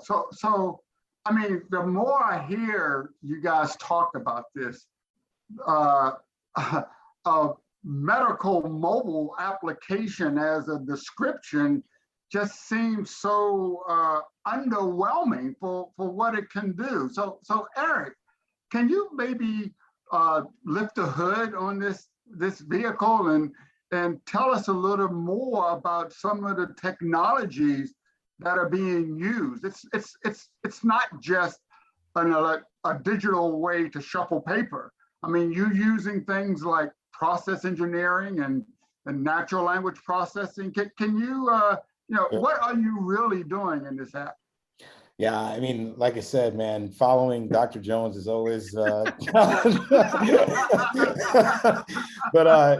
yeah, I mean, so when it comes right down to it, what we're talking about is, enhancing or transforming the customer experience or the citizen experience, right? Because that's really what taxpayers only care about. This is not federal, but if I go to the DMV, what's the experience? If I need to get a fishing license, what's the experience? What's the experience am I getting from census? That's what the citizens really care about. And that's where, unfortunately, the government gets a lot of knack. But there's a lot of good stuff going on in the government, innovation. So within Emma, Emma has a lot of what we call emerging technologies that are being brought to bear. We've talked about blockchain, so we're using the smart contract feature of blockchain to manage who gets to see the data and to bring a new data governance philosophy into the agency. We're integrating robotic process automation, and why is that? It's just not a buzzword. The RPA is being used to automate away these repetitive tasks that they have to do over and over and over again, so that they can sort of upskill and focus on higher level customer facing kinds of activities instead of this low end administrative stuff that doesn't have a lot of value, right? Important, but doesn't have a lot of value. We're bringing to bear artificial intelligence and computer vision. You may be aware, if they get into an accident, like Dr. Jones was saying, she got into an accident that inspired this. The way that it worked today is they basically take a pen and paper. They're trying to sketch out the accident scene. They go back home, memories fade, and they're trying to sketch it out. And then they've got to file it, and there might be a lawsuit. So who wants to go to court with a hand-drawn paper that was done 2 days after the actual accident? As a lawyer, you'll know that is not a winning hand, right? So the idea is if you could just take a photo on the scene, right? And you have some magic under the hood that analyzes it, fills out the forms, and does some things, and then you have the blockchain, you preserve evidence, then wow, you've got something here that's pretty interesting, right? And then we've got other technologies like chatbots. We were stricken, and by the way, across the board, everybody at Census we've been working with are deeply passionate about this project and deeply passionate about the work that they're doing.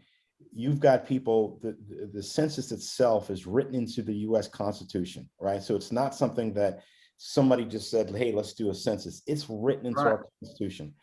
And so this is as American as it comes. When they are out knocking on your door, they're your neighbors, they're your friends, they're your families, they're knocking on the door to take the census. The data underpins every aspect of our economy for a fact, right? So everybody we talk to on this project, we're doing business process reengineering. We look, because you don't want to automate, a broken process.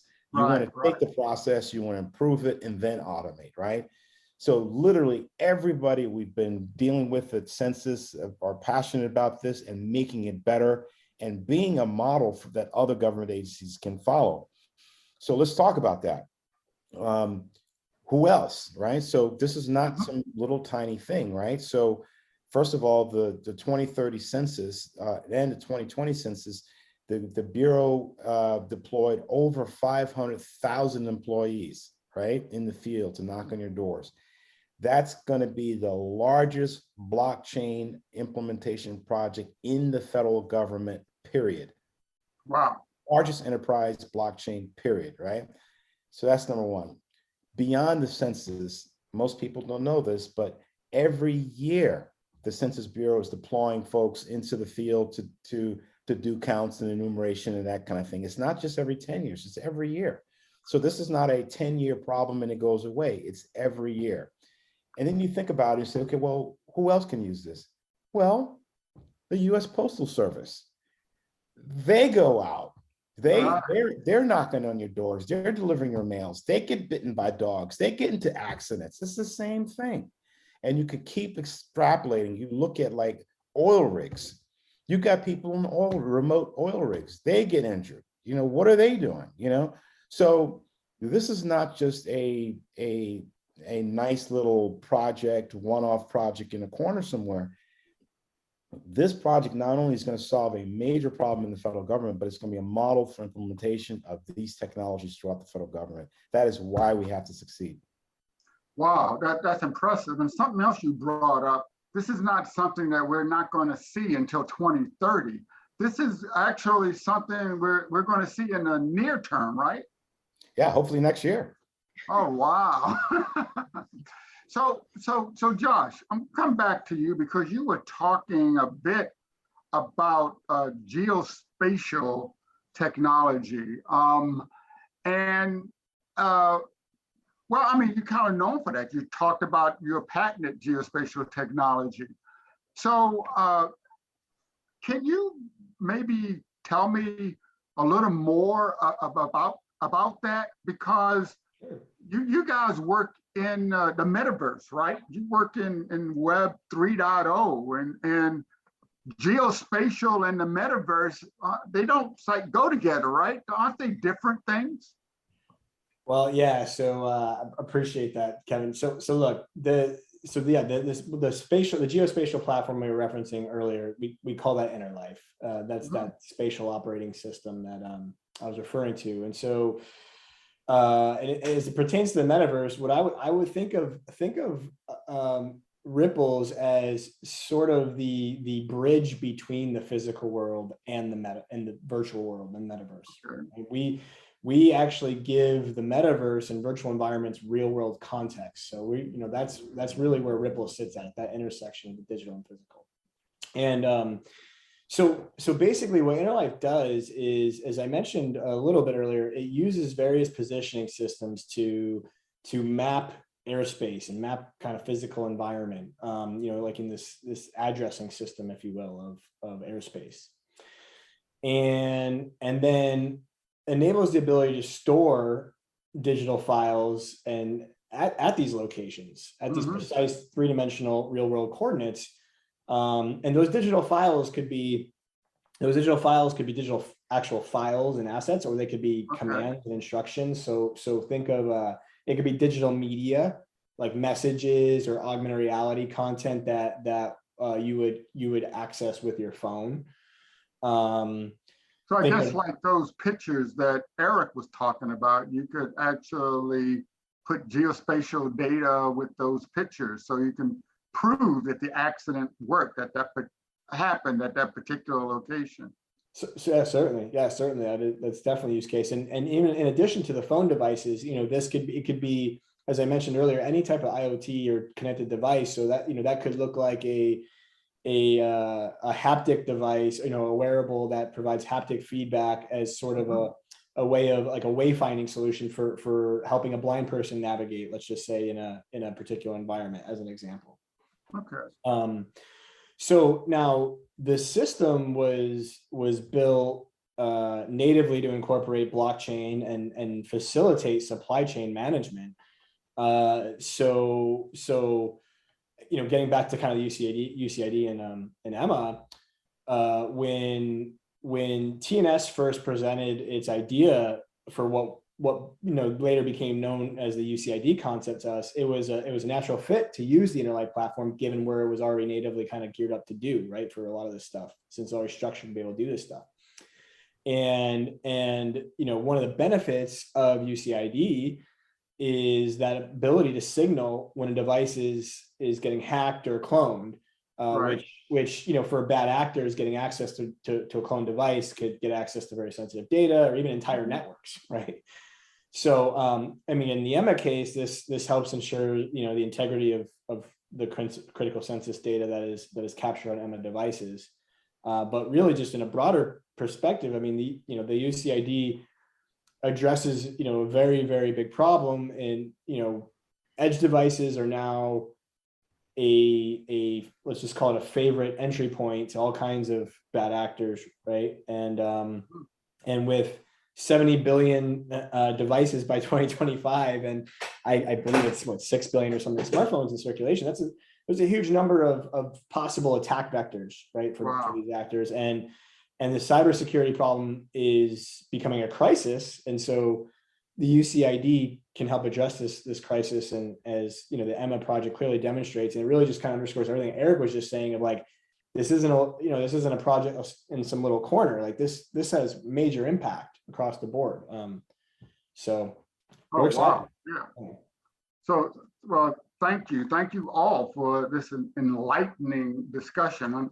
Unfortunately, we're coming to the end of our time. So, Dr. Jones, I mean, could you end this by maybe, telling us what's in your crystal ball for Emma? And then if someone wanted to learn more about Emma, or maybe even partner with your bureau on an Emma-related project,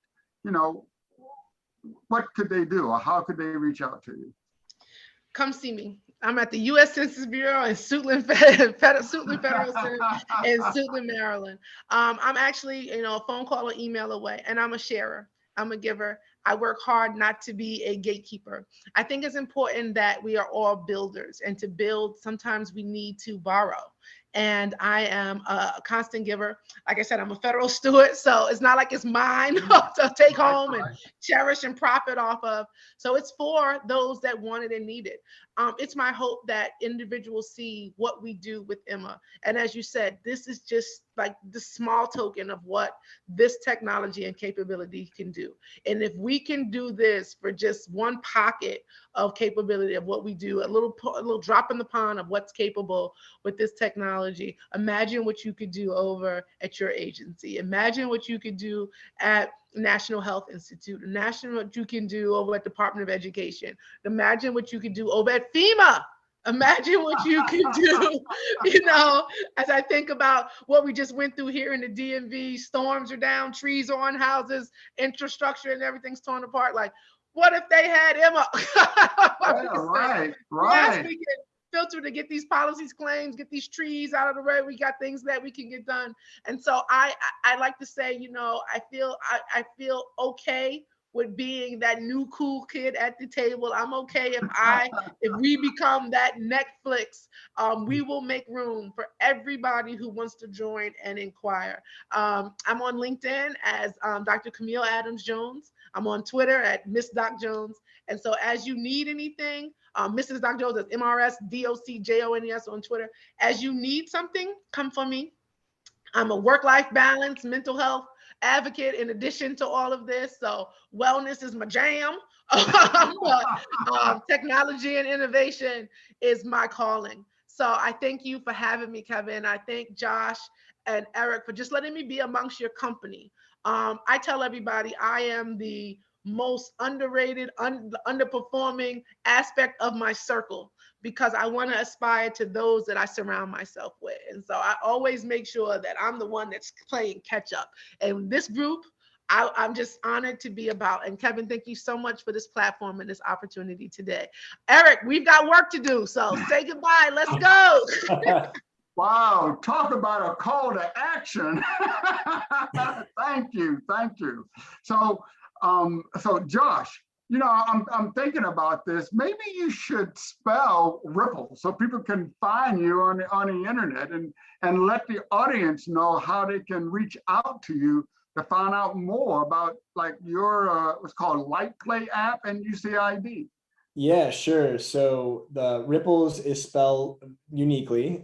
It's RYPPLZZ. And you could go to, find us at our website, ripples.com, and, all the social channels, that Ripples is on. And to specifically learn more about the UCID, we have a website dedicated to that product that is ucidentifier.io. And yeah, Kevin, you mentioned the LightPlay app, which we didn't get a chance to talk about, but that's a really great product that Ripples has. It's a GeoMessenger app that allows you to drop location-based messages anywhere you want in the world and connect with people around the world in entirely different ways. And you can find out about that at lightplay.app. Wow, thank you very much. Hold on, Josh, wait a minute. Tell me about that one again. We may need to talk offline about that one. Picture Pokemon Go meets a social network meets metaverse. That's it. Yeah, you can definitely check it out. Come, go join and follow me, Josh, at Josh Pendrick on there, and we'll hang out. Love it, love it, love All it. Josh, see right, you that's soon. awesome. So, Eric, have we missed anything about you and Forward Edge AI, and how can the audience reach out with you?